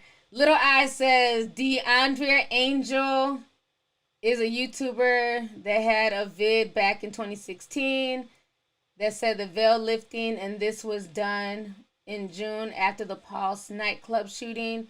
She stated that, watch out for what's coming down the pipeline a few years ago. Okay, that's what's up. Thank you so much for the super chat. Thank you. It's 2:08 in Miami, Brooklyn. Oh, you're up in Brooklyn because of these fireworks? I don't know what's up with the fireworks. Miss Lola says, I'm from Algeria. Okay. Drea's from France as well. Well, we got people from all over. I'm in Africa. It's 8 a.m. here. Indianapolis, Katy, Texas. 4 p.m. in Australia. Oh, wow. 4 p.m. Baby Hustle 09 says, I'm listening in Chicago. Thanks for the live. 2 a.m. in D.C. 2:08 in Philly. Oh, y'all's everywhere. It's 8 o'clock in the Netherlands. Nature says, I'm in Thailand. Oh, 2:09 in the Bahamas, the North Pole. Debbie is in the North. They got homes in the North Pole. I'm not trying to be fun. I don't know. No, I've never met nobody from the North Pole. Debbie, I need some tea. From what goes on in the North Pole? She said she's visiting from the North Pole. The only thing I know about the North Pole is where they claim Santa lives. I know people really lived out there. Or you just pulling my leg? Do people live in the North Pole? One of my tea sippers, he be in my DM. He lives in Alaska. I said, Alaska? I said, okay. And they was even, North Pole's in Alaska? Oh, I thought it was like a North Pole. So is it North Pole City, Alaska? Oh, I'm getting tired. But he sent me some video, y'all. They was protesting in Alaska. He was like, look, we were supporting Black Lives Matter. It was so peaceful. Wasn't no snowy, that was surprised. Wasn't no snow. They was just out, they had their little signs. I said, okay, Alaska.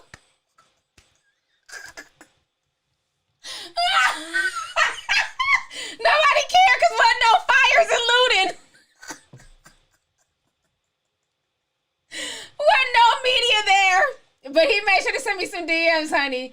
He was like, oh, we're protesting in Alaska. I said, Alaska. And he sent me the video. It was really peaceful, nice. I said, okay, I see why ain't no media there. Y'all not turning up like in Minneapolis and Atlanta and New York. It was such a beautiful protest. They were like, Black Lives Matter.